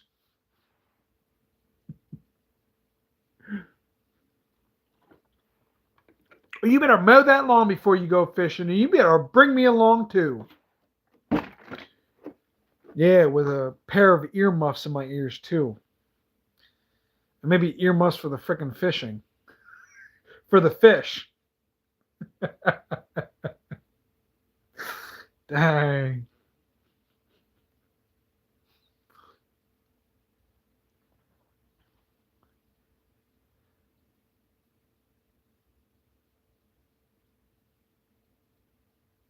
Oh yeah, like we all do, dude. Yep. God hears it all. God knows our struggles. God knows our pain. You know, He would rather us talk to Him about it. You know, He hears everything. He listens more than anybody else. God loved us before we even loved ourselves. That's why He died on the cross for us. I mean, really, you know, I just want to stay positive. That's everybody's been telling me that, and I just at this point just want to stay as positive as I possibly can.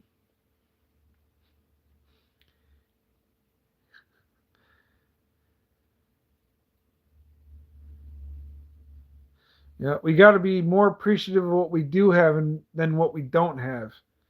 We wish we had more stuff, but in all reality, God maybe wants to teach us that what we have in this life is what we got. And if we want stuff, there's nothing wrong with wanting stuff. Just as my mom would usually say, if you want something, wait 2 weeks before you actually buy it, because you may or may not need it. Those are the exact words that I did not like hearing. And then come to find out, now I wonder why. When that one item that I really wanted has been sitting in my freaking house for a whole freaking year, never used it not once. Yeah.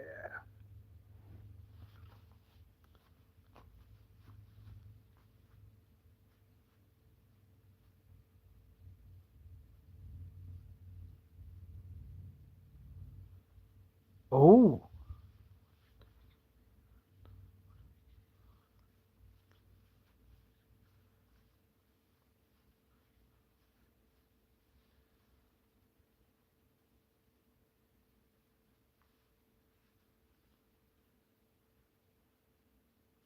wait, you get what you need, not what you want. That's what my old man.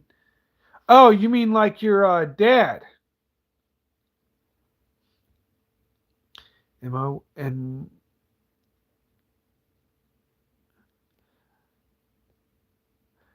my wife never gave me a hard time when I came home on leave. I did for her, and she gave me my things, riding, motor, cross working on my car, gaming. I love being single.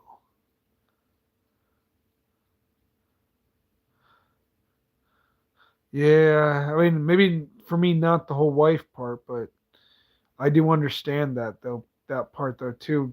I mean, with mother and son type deal.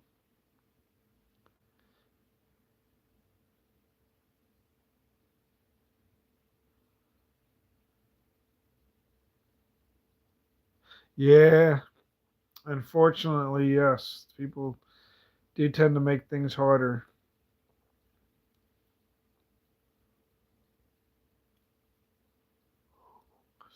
Especially them dang Karens. Some Karens make you want to slap them in the face. Man, them Karens, dude. I'm telling you, them Karens make it so much more difficult.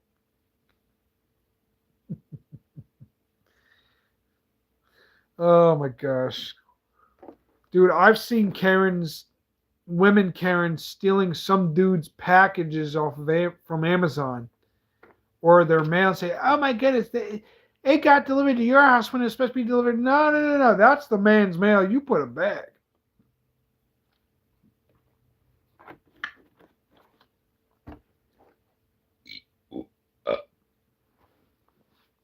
Oh,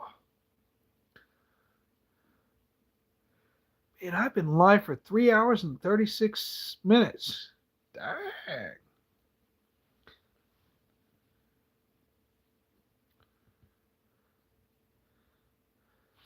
What time is it? Oh shoot,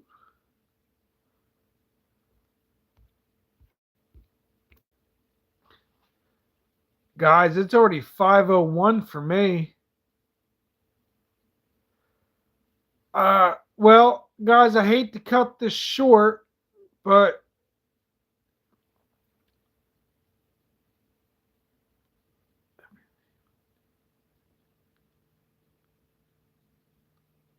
Yeah. It's one thing actually like going through a difficult time on that. But if you but yeah, I do agree though, Robert, if you're not gonna make some type of change, even if you had to start in some, even if you had to take the steps in increments, then yeah, then at least that's something. But no, I do agree with that. But all right, guys, I'm gonna get off here. Good luck and have some fun with that 5 mile jog there, Robert. And I will talk to you guys at some point. Hopefully, when I go fishing. But have a good day, guys.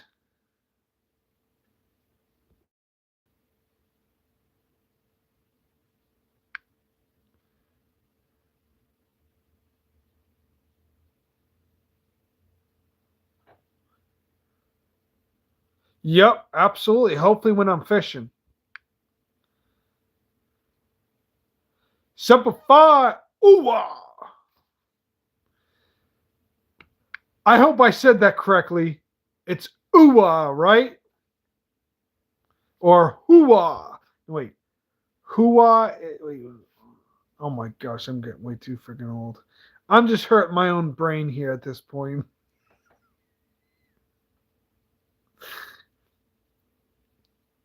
No, it's ooh. Yeah, there we go. I'm hurting myself. Later, guys.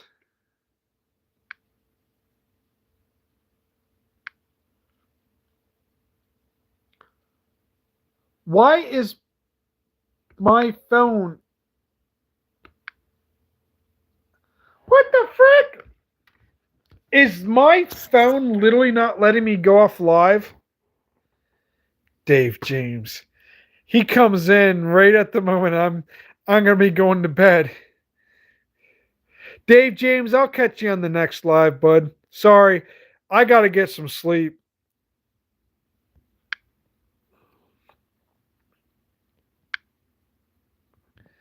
Yo, bro, what is wrong with my phone? What is wrong with my freaking phone? Yo, what the? Oh my goodness.